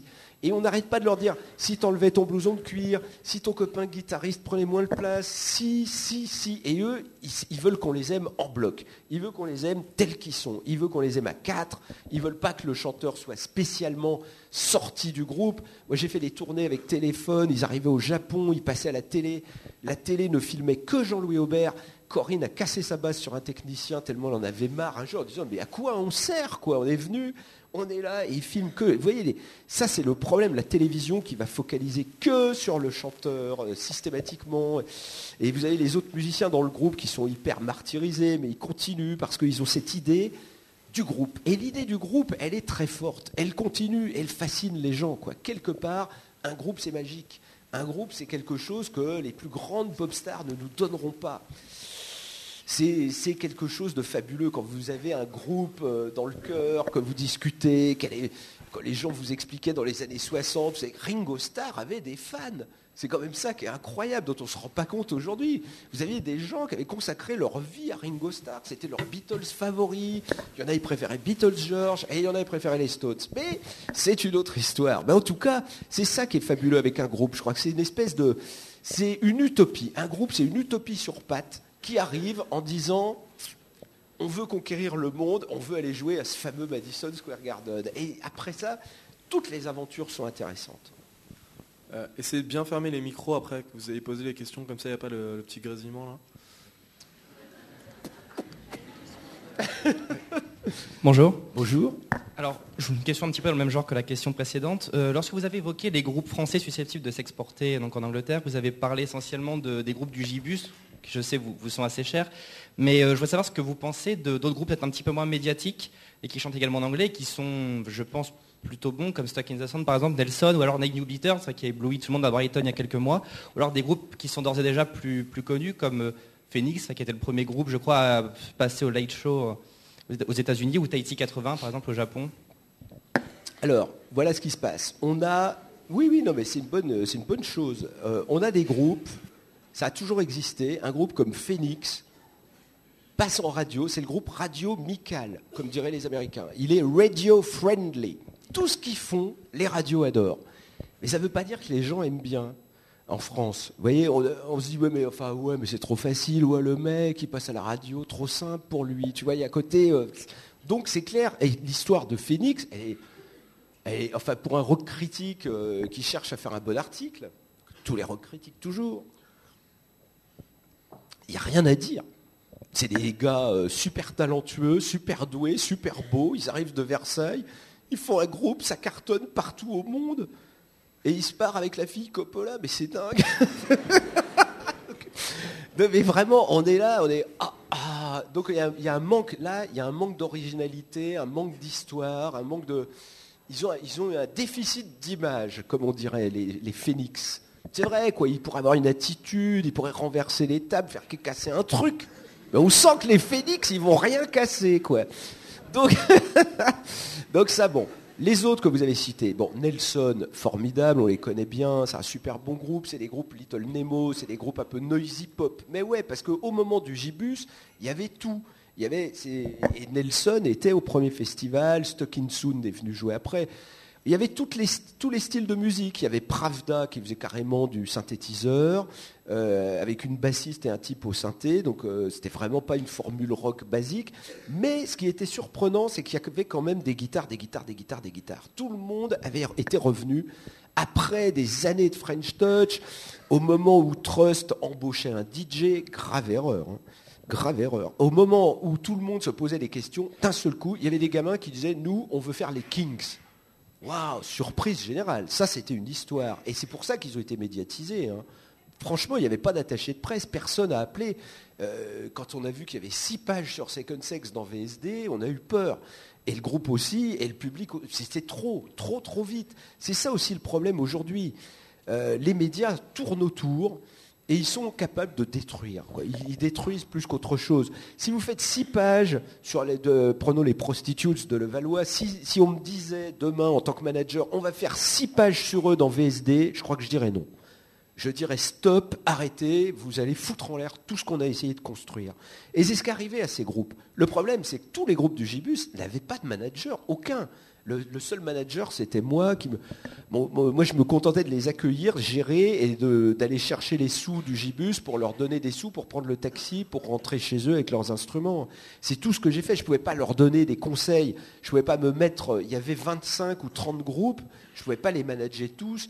Mais j'ai été au premier rang pour constater la casse terrible qu'il y avait. C'est marrant, si on étudie cette scène, ils ont été lancés, très vite les médias les ont convoqués à la télévision. Et c'est là qu'ils ont perdu le dossier. Car ils auraient dû se souvenir de la parole de Bertrand Cantat, ça va être soirée, ça craint. Car c'est ce soir-là, je pense, que les Nastes ont perdu le dossier. Ça a été c'est incroyable parce que l'histoire, je vous la raconte, ils sont invités tous chez Tadei. Il y a les Nastes, les Second Sex, mais il y a aussi Bernie Bonvoisin, qui représente Trust, les vieux rockers. Il y a Dick Rivers, qui représente carrément Dick Rivers. Et tout le monde est là sur le plateau, donc c'est assez excitant quand même, parce qu'on voit tous ces jeunes mecs qui sont là, avec des boots pointus, ils sont tous habillés plutôt rock'n'roll, ils ont les cheveux comme les Beatles.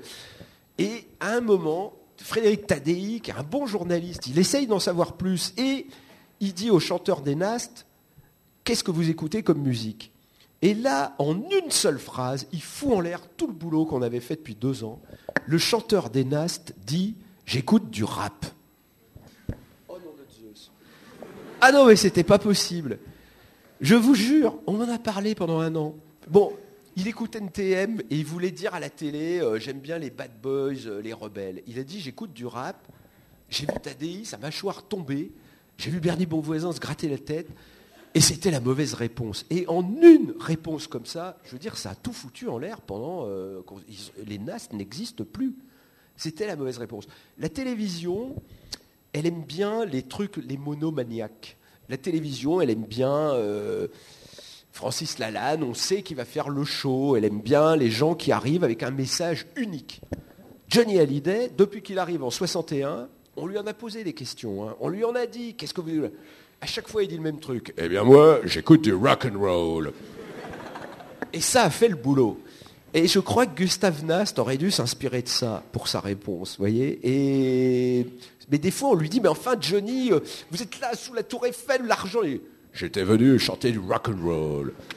Et ça le fait, c'est la réponse, c'est la seule bonne réponse à donner. Et c'est ça qui a été la tragédie, vous voyez. C'est un peu ça le problème de tous ces groupes.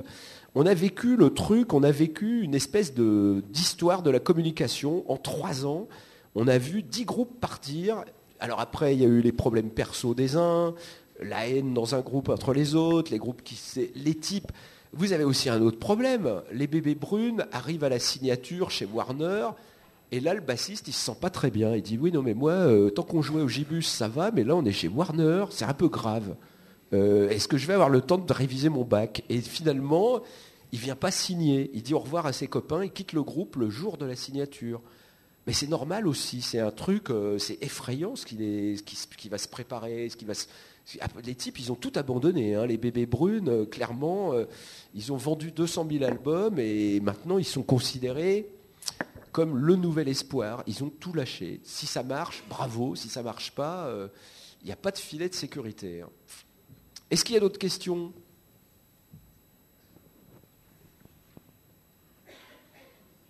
En bas.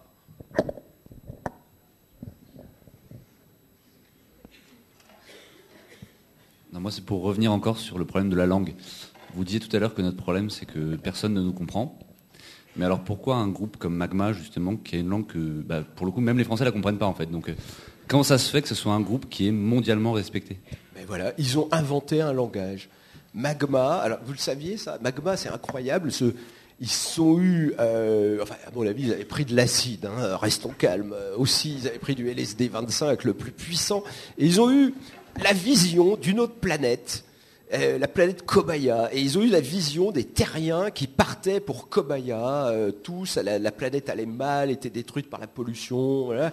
Et donc, cette planète Kobaya avait une structure de langage qui était totalement unique. Ils ont inventé une langue, le kobayen, avec des trucs très gutturales.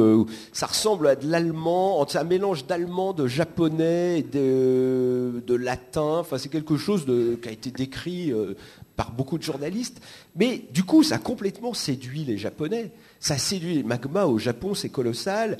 Et les anglo-saxons en parlent avec révérence. Sur Internet, il y a beaucoup de sites, de blogs, de trucs. Il y a un culte Magma, ça impressionne. Parce que quand vous avez un groupe qui ne baisse pas les bras, qui s'enferme, qui s'invente une utopie, pourquoi pas ? Pourquoi pas l'utopie Magma ? Vous aviez l'utopie Ange aussi. Hein. Ange, il s'était acheté une ferme, un tracteur. Il répétait à la ferme. Tout était fait là-bas dans le nord, du côté chez les frères Descamps. Mais c'est incroyable quand on relit les vieilles interviews dans les années 70. Tous ces groupes ont essayé de vivre leur truc à fond. Et les Magma, ça passait par un langage. Et ça a payé. Ça a payé parce que ça leur a permis de jouer au festival de jazz de Newport. Ils ont fait des tournées au Japon, ils ont été révérés en Allemagne, et aujourd'hui il y a vraiment un culte mondial aussi par Internet. Parce qu'Internet, il y a des dizaines, des centaines de blogs qui passent leur temps à représenter la musique des années. Enfin, en gros, sur Internet, il y a quand même une espèce de bande de mecs qui a l'air de considérer que tout ce qui s'est passé de bien, c'était entre 65 et 75. Puis après, ça ne les intéresse plus. C'est plus de la musique pour eux, quoi. C'est soit du punk et ils veulent pas savoir. C'est vraiment, mais c'est une idée qui est très très très répandue sur Internet.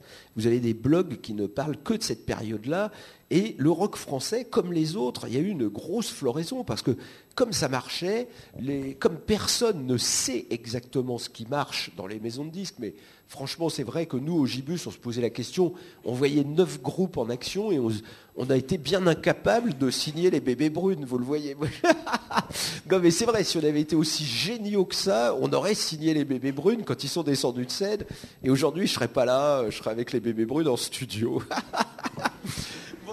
Non mais trêve de plaisanterie, chaque groupe doit développer son univers, son unité, et plus ils développent des trucs aventureux, plus il y a des gens qui vont les suivre. Et Magma, franchement, heureusement qu'ils ont été là, parce qu'ils représentent une espèce de truc créatif incroyable, comme vous avez des groupes comme Cannes en Allemagne, Amondul, Cannes, Magma, enfin voilà, des groupes qui ont fait de la musique, quoi. À l'arrivée, vous regardez, 50 ans après, vous regardez le coffret, vous écoutez les 10 albums, c'est quand même très impressionnant. Il y a eu un sacré boulot de fait, quoi. Justement, par rapport à l'identité du rock, en fait, on voit qu'il y a beaucoup de puristes qui renvoient à cette période 65-75. Est-ce que vous pensez qu'il y a eu des périodes où le rock s'est plus refermé? Et est-ce que vous pensez aussi que le rock, en fait, peut s'ouvrir à d'autres styles musicaux? On voit qu'aujourd'hui, c'est la grande mode de tout mélanger. On voit que David Guetta a invité plein de gens sur son nouvel album. On voit l'électro-hip-hop qui est en train de vraiment s'installer. Donc, qu'est-ce que vous pensez de ça, surtout sur le rock? C'est terrible. Oui, c'est terrible parce que franchement, ce David Guetta, il fait du mal à la musique. Hein, non, mais vraiment.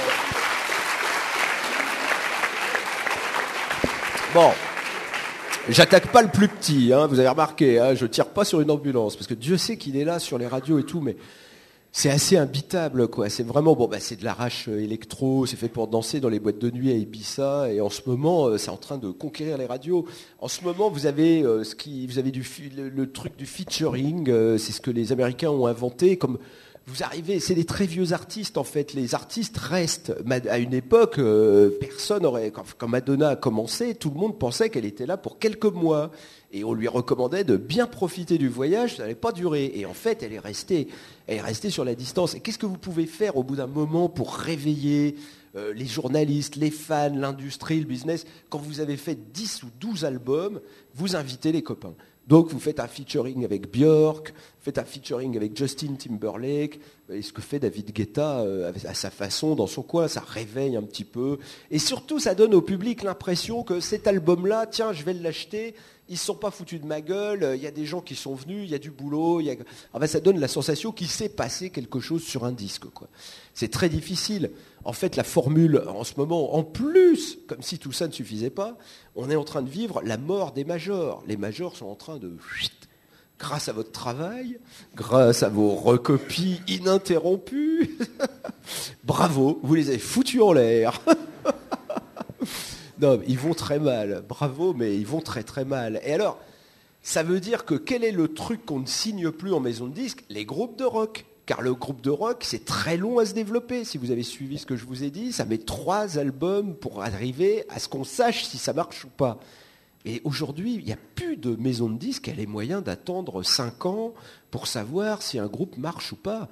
Donc les groupes comme Nast, ils ont fait un album.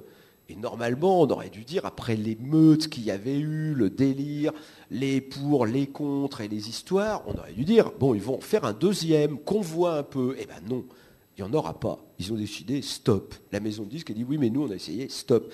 Plasticide a fait un album, le deuxième, elles ont été signées par une maison de disques américaine, petite, indépendante, mais elles ont fait un très bon disque chez eux, et le disque est en train d'arriver en France en import. Donc voilà où on en est. Mais en ce moment, effectivement, si on est patron d'une maison de disques, on se dit, il va falloir que je fasse le chiffre avec des sonneries de téléphone. Et est-ce que les groupes de rock, ça fait des bonnes sonneries? Non.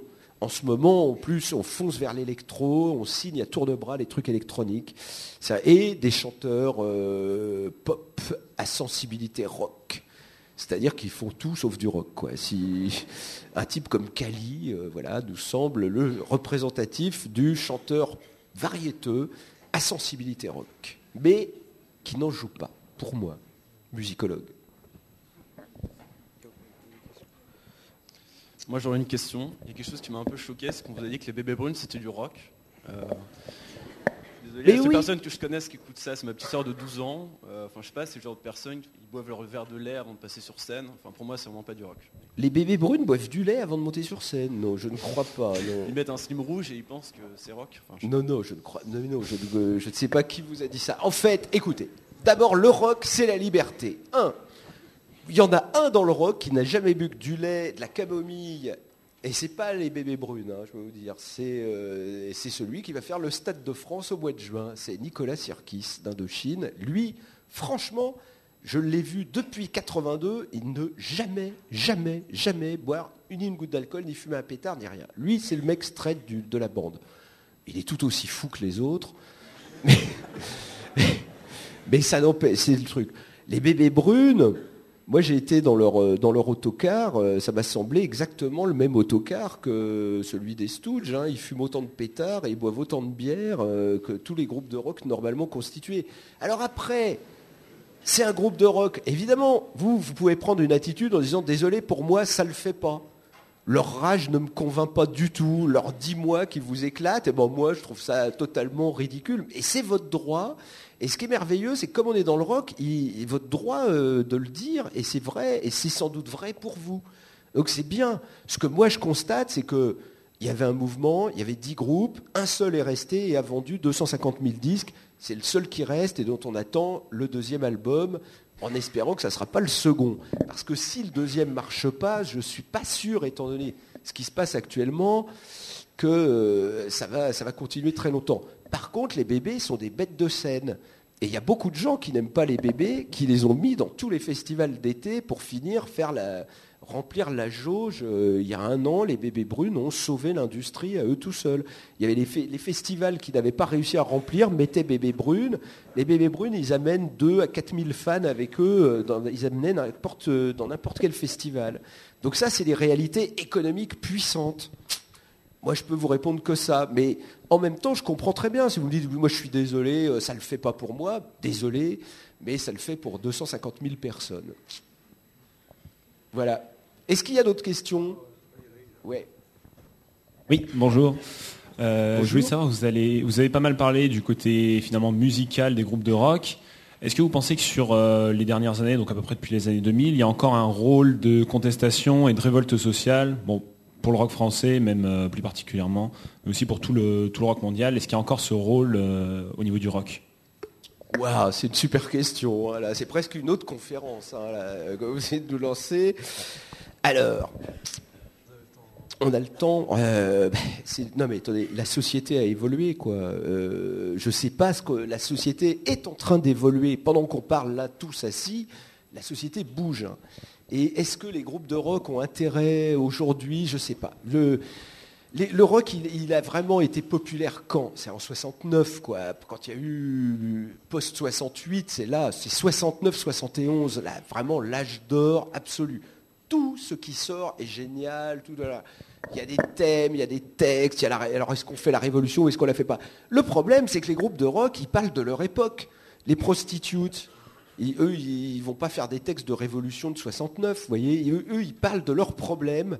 J'ai leur nouveau 45 tours qui s'appelle « Appelez les flics »,« Call the cops ». Et eux, ils vivent ça. Chaque fois qu'ils font une fête, les flics arrivent. Donc ils ont fait un morceau là-dessus qui s'appelle « Call the cops », qui raconte un peu leurs problèmes avec la police. Voilà, moi je les encourage à écrire dans cette direction. Est-ce que Call the Cops, ça va saisir des milliers de gens ou des millions ? J'en sais toujours rien. Le truc, moi, me paraît bien, c'est mixé, ça va sortir. Mais je trouve que c'est une bonne réflexion sociale. Je trouve qu'il y en a... ce qui était étonnant avec l'album des Bébés Brunes, c'est pas que c'était un cri de rage, c'est que c'était une nouvelle génération qui arrivait. Et le mec, il disait, j'arrive dans ma chambre, j'écoute les Cramps, je me fais une ligne, tu tombes à genoux. Quoi ? Mais c'était jamais arrivé dans le rock français un texte comme ça. J'écoute les Cramps, je me fais une ligne, tu tombes à genoux. Même Didier Vampas a fait une réponse. Didier Vampas a dit, moi quand je mettais les Cramps, personne tombait à genoux. Mais ouais, mais c'est génial. Voilà ce qui se passe actuellement. C'est une génération récupère. C'est une génération qui récupère les instruments et qui récupère le truc. Est-ce qu'ils ont un message social ? Est-ce que vos camarades ont un message social ici dans la... Bon, peut-être pas dans une école de commerce, mais quand... Non mais je sais pas, mais... Question. Non mais, question, vous voyez, le monde dans lequel on vit aujourd'hui. Ouais, il y avait un groupe de rock au Gibus qui faisait que de l'anglais, qui était génial. Bon. Et arrive un promoteur, Monsieur Zermati, qui fait pas mal de tournées, Il aimait bien ce groupe, il leur dit, moi je fais un truc avec vous, je vous sors un disque, si vous m'écrivez un morceau en français, vous êtes très... Je veux un morceau en français. Pourquoi un morceau en français Les gamins reviennent une semaine après, ils avaient écrit une chanson en français. Johnny doit mourir. On en est resté là, hein, on n'a même pas été au studio, d'accord ? Donc, non mais, vous vous rendez compte, le monde où on vit aujourd'hui n'est plus le même. Et donc, les Berus avaient vachement bien compris ça. Ils avaient commencé à filtrer le message et à envoyer quelque chose. Aujourd'hui, on est dans un monde politiquement correct. Moi, je me retiens depuis 1 heure pour pas allumer une cigarette. Mais je le ferai pas. Or, si j'étais vraiment un rocker digne de ce nom, je devrais être là à taffer comme un malade et dire ouais, il y en a marre, faites chier, renversez la table, il n'y a pas de bière, etc. Là, vous diriez quel spectacle. Il y aurait débat, il y aurait les pour et les contre. Ce débat, je me dis, est-ce qu'il va servir notre affaire, le rock français ? Est-ce qu'il faut qu'on l'ait ? Est-ce que c'est un bon débat ? Vous voyez, il y a beaucoup de gens qui sont montés au-dessus de ces histoires-là et qui ont décidé de faire de la musique. Et qui essayent, mais c'est très difficile hein, de rallier. Moi, je peux pas. Moi, j'ai 55 ans. Je ne peux pas écrire des textes pour rallier une nouvelle génération. On est bien d'accord. Non, mais ça serait de la démence absolue. Mais je peux imaginer que des gamins trouvent. Parce que c'est ça que vous posez comme question. Qui va trouver la langue ? Qui va avoir ? Parce que le truc s'est déplacé à un moment. Et il avait raison, le Nast, quand il disait « j'écoute du rap ». C'est vrai qu'à un moment, c'est Joe Starr qui nous a donné les slogans. C'est Joe Starr qui ose arriver sur scène en disant des trucs sur Carla Bruni. C'est devant des salles, pas des petites salles comme ici. Hein. Il l'a fait à Bercy, 4 soirs de suite. Fallait oser. Là, maintenant, il est en prison, vous me direz. Donc, voilà, ça n'a pas... Donc, on vit dans un autre monde et... Être le groupe de rock qui va oser le truc, qui met tout le monde contre lui, c'est pas sûr que ce soit une très bonne idée, quoi. Il y a beaucoup de gens qui voudraient que ça soit de la musique aussi. Mais c'est vrai qu'à un moment, ça a été autre chose, de la rage et des mots et des slogans antisocial, je rêvais d'un autre monde, à tout casser de Johnny Hallyday, je suis né dans la rue de Johnny Hallyday, il en a quand même réussi certaines, on nous cache tout, on nous dit rien, de Jacques Dutronc, qui lui a prouvé qu'avec un certain humour, on pouvait quand même dire exactement ce qui se passe entre je retourne ma veste, on nous cache tout, on nous dit rien. Ensuite, vous avez Gainsbourg qui, lui, évidemment... Alors, Gainsbourg n'avait pas de guitariste, mais pour moi, il me semble quand même le grand rocker de toute l'affaire, quoi. Le Gainsbourg, c'est un continent, on pourrait faire une conférence entière sur lui, mais il avait tout compris au rock, et c'est les rockers qui sont venus le chercher, et ça, il ne l'a jamais oublié. C'est quand même Bijou, quand Gainsbourg, ça faisait 10 ans que Gainsbourg n'était pas monté sur scène, et c'est Bijou qui est venu le chercher, ils sont remontés sur scène avec lui à Épernay, pour lui prouver que Gainsbourg pensait que les gens de votre âge de l'époque ne voulaient plus le voir. Il le considérait comme un artiste condamné au studio. Et je me souviens de lui sur scène avec son micro. Il avait tellement peur que Palmer et Doga, le guitariste et le bassiste, le tenaient chacun sous un bras pour pas qu'il tombe. Et il y a repris goût. Ça a été, il a découvert, il a dit bon voilà, c'est génial. Il est reparti sur scène. Après, il a refait des tournées jusqu'à la fin de sa vie, quoi. À partir de... Donc Gainsbourg, pour le rock, c'est colossal. Et tout ce qu'il a écrit, il a écrit des chansons pour beaucoup, beaucoup de groupes. Et de toute façon, une chanson comme Harley Davidson, c'est peut-être la meilleure chanson rock qu'on ait faite en France pendant un certain temps. Il n'y a eu que ça. Hein. Voilà, donc lui, il me semblait dans le coup. Ce problème de la rage, oui, effectivement. Est-ce qu'un groupe de rock qui vaut son pesant de moutarde ne doit pas être un groupe en rébellion ? Maintenant, on en arrive très vite à le groupe Trust en rébellion chez Sony, la multinationale. Donc, à un moment, ça gêne aux entournures, ce genre de problème. Mais ils ressortent quand on parle du rock français. C'est normal, c'est notre musique et on a envie qu'elle dise des choses fortes et brillantes. Enfin, au niveau politique, le meilleur commentaire, ça me reste quand même Gainsbourg qui avait dit un jour « consterné plutôt que concerné ». Bon, voilà. Oui, il y a un monsieur qui veut poser une question, là. Bonsoir. Vous faites une conférence en fait s'il existe un rock français, mais depuis tout à l'heure on fait comme si on était tous fans de rock. Et moi j'avais une question, est-ce qu'il y a un public de rock français? Parce que quand on voit par exemple Judas Priest, bon c'est pas un groupe français, mais qui joue plus chez nous depuis 15 ans, ils ont enfin rejoué cette année, mais il fallait mettre Megadeth et d'autres gros groupes, parce que les tourneurs disaient que ça marche pas. Journée qui se reforme aux États-Unis, c'est des stades pleins, ils ont fait le Bataclan ou je sais pas quelle petite scène, il y avait 3 pelés et un mec qui s'était perdu. Est-ce que vraiment il y a une scène? Parce qu'effectivement on a parlé de Gojira, il faut savoir que Gojira il joue après Machine Head aux États-Unis, c'est vraiment des grosses pointures. Il y a Cavalera qui fait un groupe, les mecs de Sepultura, ils appellent le chanteur de Gojira. Est-ce que finalement en France il y a beaucoup de salles qui ferment? Vous avec le Gibus on voit qu'il y a quand même de l'engouement. Est-ce que vous pensez que le public est réceptif encore aujourd'hui? C'est très dur. Non, c'est très dur parce qu'en fait, vous avez raison, on est mal. On n'est pas fiers de nos groupes. Moi, je suis très fier des Prostitutes et de tout ce qu'on a fait au Gibus. On a arrêté en juin dernier parce que on a fait une soirée pendant 3 ans tous les vendredis. Et moi, franchement, j'ai le journal, j'ai la Nouvelle Star, je gère les Prostitutes. Ça fait beaucoup d'aller tous les vendredis au Gibus. Et puis, à un moment, on s'est dit, on va prendre un peu de recul et on va voir ce qui se passe. Mais c'est un bon exemple, c'est ce qui se passe maintenant. Le problème, il y a des amateurs. On n'arrive pas à aller les chercher. On ne sait pas comment les informer. On n'a rien. On n'a aucun moyen. On nous a fermé la télévision. Depuis la fin des Enfants du Rock en 88, le service public n'a pas fait d'émission rock. 88-2009, ok? Bon, avant, il y en avait. Il y a eu Pop 2, Bouton Rouge et les Enfants du Rock. Enfin, il y avait, depuis que le rock existait, il y avait une tradition en France de montrer cette musique. Là, d'un seul coup, la télé a dit, ça suffit.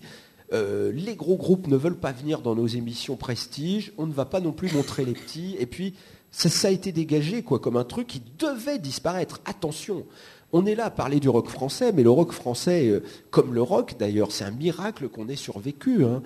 Notre fin a été décidée après la French Touch.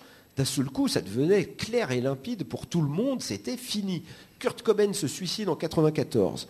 En 95 arrivent les synthés, et vous avez 7 ans de synthé. En 95, c'est Daft Punk, et d'un seul coup, c'est comme si tout le monde disait « oulala, oulala, oulala, ça a été un peu loin ». Il y a eu un truc qui s'est passé autour de ce suicide de Cobain. Enfin, vous l'avez peut-être pas ressenti, mais je peux vous dire, ça a jeté un froid glauquissime. Cobain, c'était le chef du rock, pas français, mais mondial. Tout le monde était pour lui. J'ai jamais rencontré quelqu'un qui me dise j'aime pas ce mec-là, j'aime pas Nirvana, leur musique. Tout le monde aimait Nirvana. C'était comme quand il y avait les Sex Pistols, quoi. On était tous d'accord, ça allait le faire. Et le mec, il se tire une balle. Mais quoi? Donc à partir de là, vous avez un véritable... vous avez le rock, tout le monde se dit, moi des gens sont venus me dire, mais c'est dangereux alors votre truc. Pourquoi il s'est tué votre chef là? Tu vois, c'est bizarre. Qu'est-ce qui se passe? Non mais c'est vrai. Et donc cette espèce, ça, plus l'affaire Cantat, enfin je sais pas si vous vous rendez compte, mais ça fait dur. Hein. Moi, pendant l'affaire Cantat, je marchais dans la rue pour aller au marché, les bonnes femmes, elles traversaient. Pour pas être sur le même trottoir qu'un rocker. Enfin, vous vous rendez compte? Et je pouvais les comprendre. C'est ça qui était terrible. Mais on a vécu des trucs très durs, et le rock, il est là tant qu'il y a des gamins qui veulent le faire, mais tant qu'il y a des réseaux qui se créent, quoi. On n'a plus rien. Moi, ce fabuleux gloubi-goulba Internet, pour l'instant, il n'y a toujours pas un mec qui a réussi à faire une plateforme rock d'infos en France où il y aurait tout. Il n'y a pas, quoi.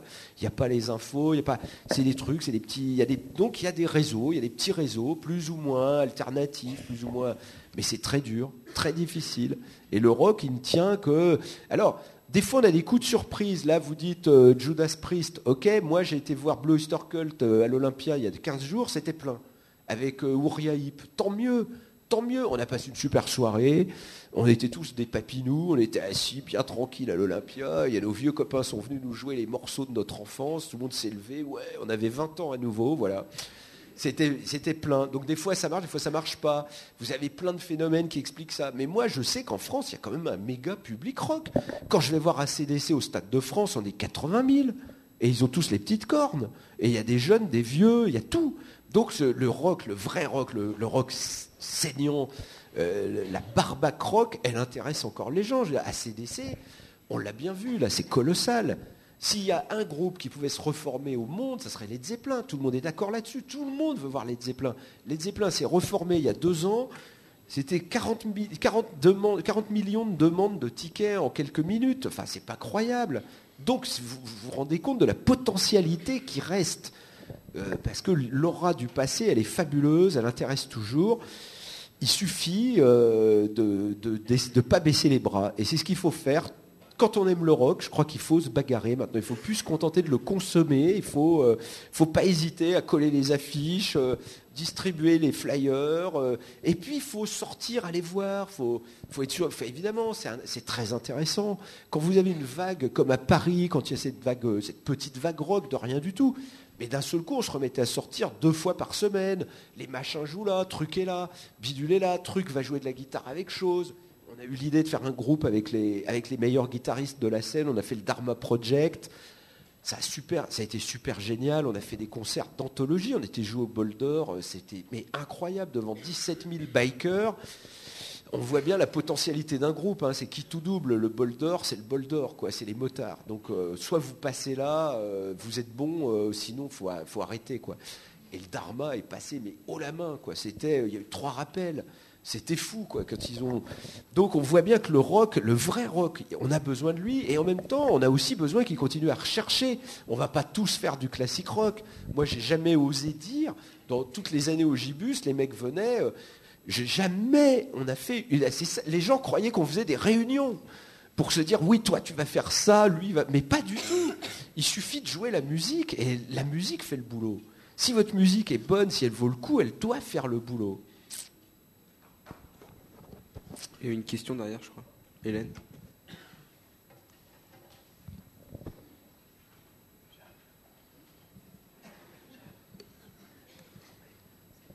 Je reviens sur un sujet qu'on a abordé tout à l'heure. Vous avez dit qu'il y avait des inconditionnels du rock des années 62-75 et tout ça, et que c'était peut-être quelque chose qui vous dépassait un peu. Mais à ce moment-là, aujourd'hui, vous diriez que c'est qui un peu les Beatles actuels ou quel groupe rassemble autant de fans scène internationale Ah ouais, non, écoutez, les Beatles, c'est... je dis toujours... J'essayais d'expliquer les Beatles à des journalistes de RTL et je leur ai dit, les Beatles, c'est comme Loana, ok ? Loana, c'était la première à avoir fait cette putain de télé-réalité. Donc, quoi qu'elle fasse, ça sera toujours Loana. Et les Beatles, ça a été les premiers.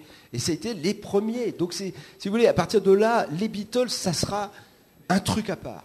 On ne peut même pas se dire, il y aura un nouveau Beatles. Non, ça ne sera jamais aussi frais. Ça ne sera jamais aussi incroyable. Car le groupe de rock n'existait pas avant les Beatles. Le groupe, c'est l'invention, c'est les Beatles qui ont inventé ça. Avant, vous aviez les rockers. Vous avez Bill Haley et son groupe, Elvis Presley et son groupe, Jerry Lee Lewis et son piano, Jane Vincent et les Blue Caps, Vince Taylor et les Playboys. Mais vous n'aviez pas il y avait un leader et le groupe. Alors qu'avec les Beatles, c'est l'utopie du groupe. Tout le monde est important. Et en plus, les Beatles, franchement, musicalement, c'est un sans faute. On le voit maintenant, ils avaient les mélodies, ils en avaient. Et puis, les Beatles, ils ont réussi à faire des chansons d'amour qui ne sont pas mièvres, qui ne sont pas de la mélasse. Ça, c'est quand même incroyable. Ça, c'est là où on voit le rock. C'est des mecs qui font des chansons pop comme Yesterday, et c'est pas de la mélasse. Et non, Yesterday, réécoutez Yesterday, ça joue sur des accords qui vous bouleversent à tous les coups. Vous avez un mec comme Sinatra qui a dit « Something, c'est la meilleure chanson d'amour depuis 50 ans ». Et c'est Sinatra qui disait ça. Donc c'est pas les Beatles, l'écriture, elle est là-haut. Ils ne sont pas mièvres. Et quand ils font des chansons violentes, leur violence a un but. Leur violence est compréhensible. Et ils sont énervés par quelque chose qu'ils nous transmettent un énervement. Il y a ça aussi, il y a le problème de la prise de la prise de risque. La prise de risque des Beatles est totale. Ils ont une violence qui est justifiée et ils font des chansons d'amour qui ne font pas tonneau de mélasse. Donc là, à partir de là, vous avez en plus un truc qui n'existait que de 62 à 69. Alors aujourd'hui, qui c'est les grands groupes mondiaux ? J'ai envie de dire c'est U2, c'est Muse, c'est les groupes qui remplissent les stades autour de la planète. Ce que les Beatles n'ont jamais fait, puisque les Beatles, ils se sont arrêtés au stade américain, ils n'avaient pas de sono, ils ne s'entendaient pas, ils entendaient plus les gens qui hurlaient que leurs chansons, enfin bon voilà. Donc à un moment, les Beatles n'ont pas fait cette tournée planétaire, mais bon, ils sont joués quand même dans pas mal de pays, ils ont joué dans pas mal d'endroits. Aujourd'hui, vous avez des groupes comme Muse qui fait tous les stades de la planète les uns après les autres. Enfin, U2 a été appelé la banque mondiale par une revue professionnelle américaine. Quand on va arrêter les chiffres de U2 à la fin de la tournée, c'est assez prodigieux, colossal, en siphonnage de pognon, produits dérivés, DVD, vente de disques, vente de tickets. C'est une opération qui laisse la fin d'une tournée YouTube va leur laisser 400 millions de dollars de bénéfices. C'est colossal, c'est inouï, quoi. Donc les voilà, c'est ça les grands exemples. Alors est-ce que c'est des exemples qui font rêver ? Moi j'ai un peu de mal avec YouTube, j'ai un peu de mal avec cette espèce de gigantesque tiroir-caisse, mais ça fait rêver beaucoup de gens, quoi. Et donc ça c'est respectable, c'est quelque chose qu'on doit respecter. En plus, U2 reste un groupe avec les 4 membres originaux, donc ça aussi c'est respectable et ça fait plaisir à vraiment beaucoup de monde, quoi, quand les gens sortent. Et quand les gens sortent d'un concert de U2, Bono continue à donner avec The Edge, il continue à donner quelque chose, quoi. Il se passe un truc entre eux et leur public comme avec Indochine, mais c'est pas ça dont on rêve, évidemment. Il n'y a plus aujourd'hui, à l'heure actuelle, un grand groupe de bad boys, il n'y en a plus. Il n'y a plus vraiment. Enfin, vous avez des mecs dans le métal spécialisé, comme Marilyn Manson, qui déchire une Bible à chaque concert. Mais j'appelle ça de la spécialisation un petit peu. Non, mais c'est vrai, il y a les authentiques. Il y a Ozzy Osbourne, qui est le grand capitaine vampirique américain. Mais à part, est-ce qu'on peut parler d'un jeune groupe actuellement ? Non. C'est pas clair.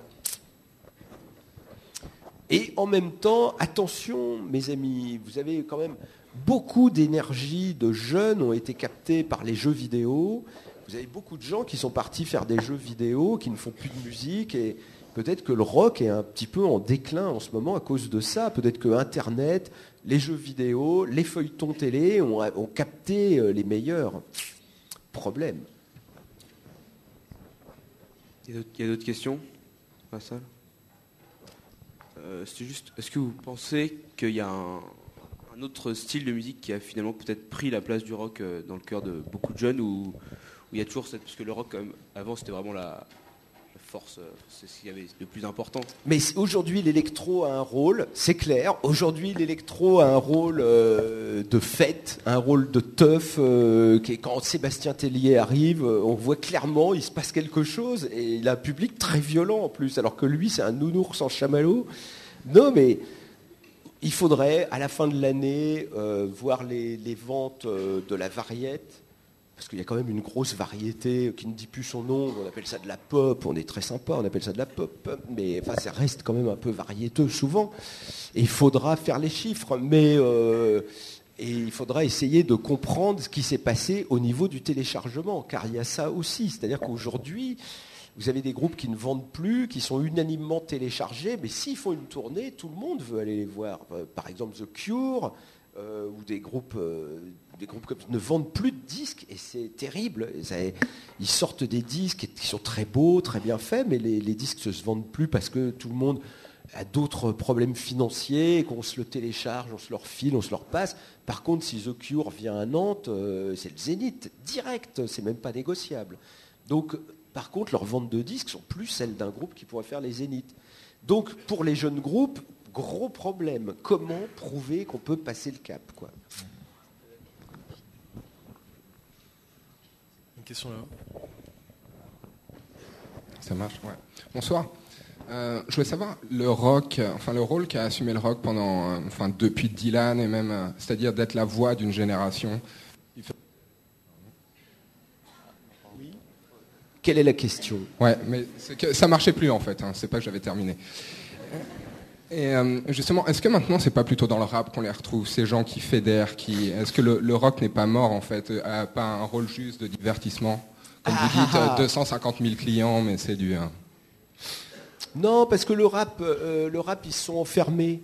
Ils se sont laissés enfermer comme des blaireaux dans un espèce de système, non mais très agréable, avec des gonzesses poitrinaires, des Ferrari et des grosses chaînailles. Et si vous regardez les chaînes de rap aux États-Unis, le rap anglo-saxon, bon, En France, ok, on a Booba, on a Seth Gecko, on en a 2 ou 3 encore, on a La Fouine, on a 2 ou 3 rigolos, et Joey Starr, toujours en prison, mais qui n'a pas été relâché depuis le début de mon intervention. Mais normalement, il sort à la fin du mois, hein, très attendu. Non mais, c'est vous dire, oui, cet été, Joey Starr était en prison, NTM a dû annuler 5 ou 7 festivals, et les festivals étaient mal. Il n'y avait plus personne, il n'y avait pas un équivalent pour les remplacer. Et ils font les festivals rock, qui ne sont pas du tout les festivals de hip-hop. Donc, je pense que le public rock prend des trucs du rap quand ça l'intéresse, trucs genre NTM, ça ils adorent, ça ils comprennent.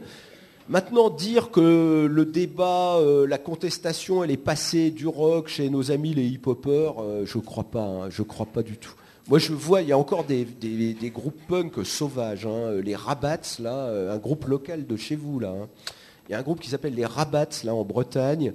Ils sont venus jouer au Gibus, c'était un événement. J'ai jamais vu des brutes pareilles. C'est vraiment... non, je vous assure.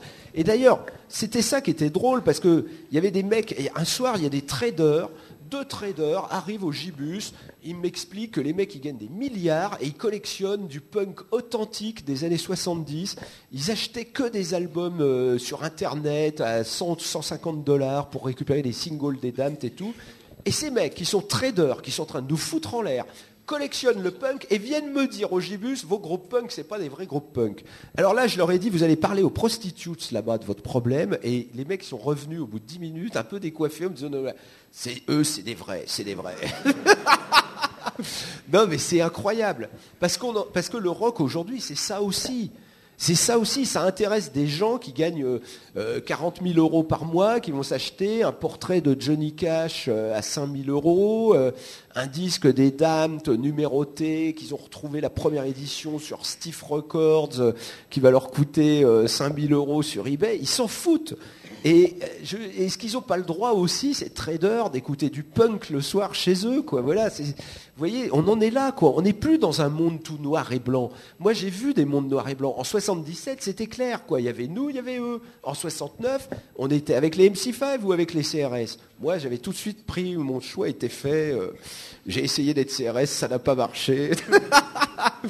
Non, j'étais avec les... Mais effectivement, voilà, on a eu des mondes noirs et blancs. Aujourd'hui, un ministre de l'Intérieur vient, il fait une déclaration invraisemblable de ministre de l'Intérieur, et voilà qu'on vous explique que dans sa tête, il pensait autre chose. Ouh là là.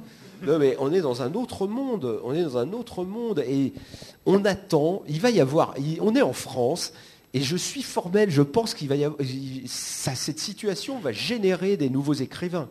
Il va y avoir des gens qui vont commenter la situation pour en faire des blagues, pour la vanner, pour en rire, ou pour faire de la rage pure, et pour nous crier leur haine et leur dégoût. Mais quelque part, ça doit arriver, c'est clair. Bonsoir. Est-ce que le problème du rock actuel, ce serait pas moins un problème de créativité qu'un problème d'organisation ? Vous nous disiez tout à l'heure que les majors sont un peu en décrépitude. On peut aussi se poser la question de finalement, est-ce qu'elles ne se sont pas tirées une balle dans le pied en pratiquant des prix qui étaient un peu trop élevés et en rétribuant finalement assez peu les artistes ?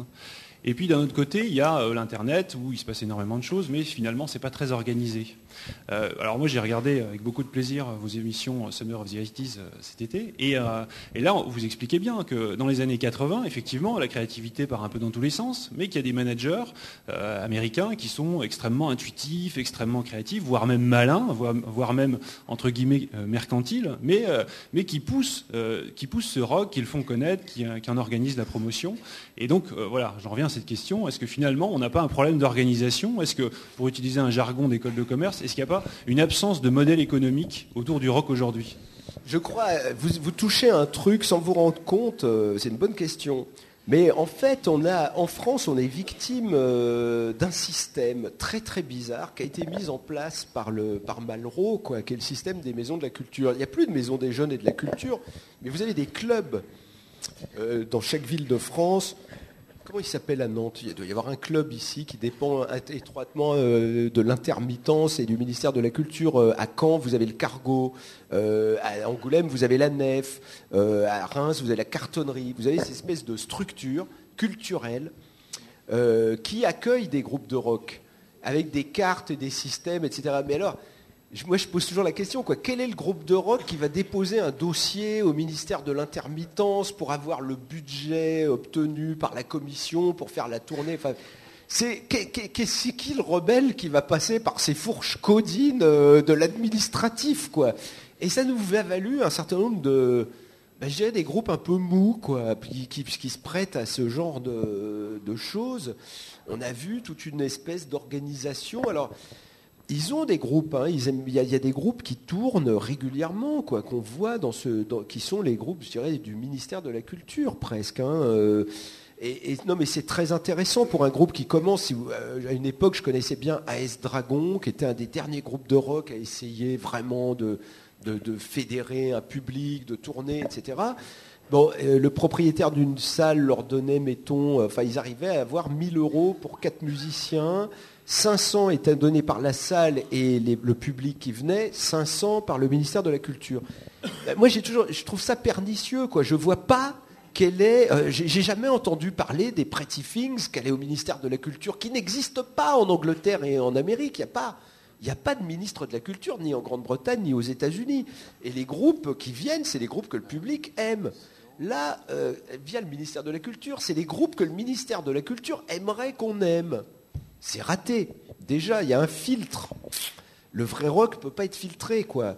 Et donc, on a mis en place en France une énorme organisation, exception culturelle oblige, mais qui produit en rock la même chose que le cinéma français. Si on parlait du cinéma français, il y en a, il existe. Est-ce qu'on peut rivaliser avec Tarantino? Je ne crois pas. Et les budgets ne sont pas tellement différents. Mais on ne se pose même pas la question de rentrer dans le périmètre pour essayer de lui river son clou à ce Tarantino. On dit, nous, on va faire des comédies de boulevard.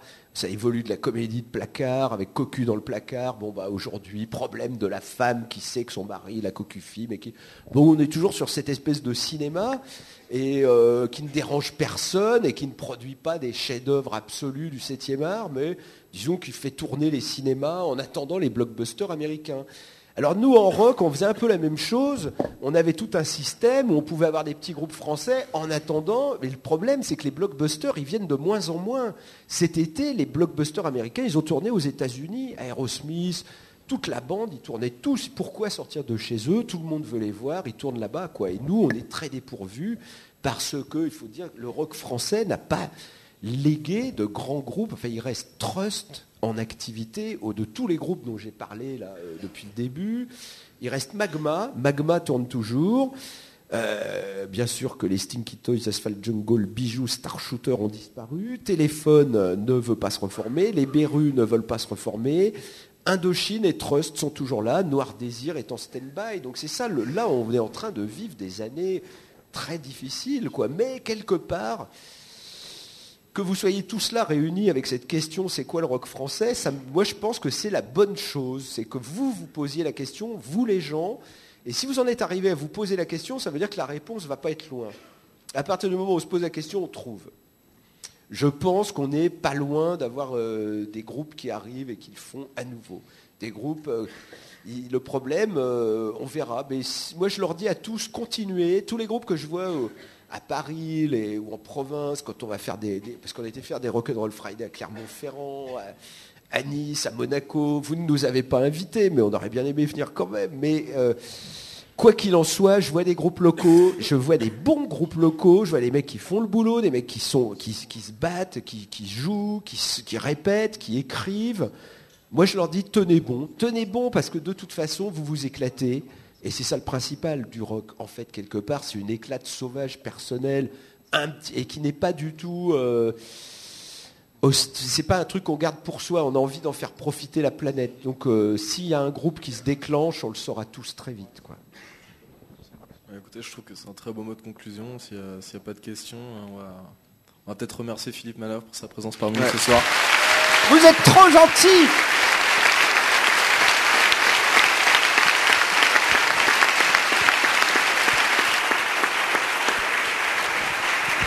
Standing ovation.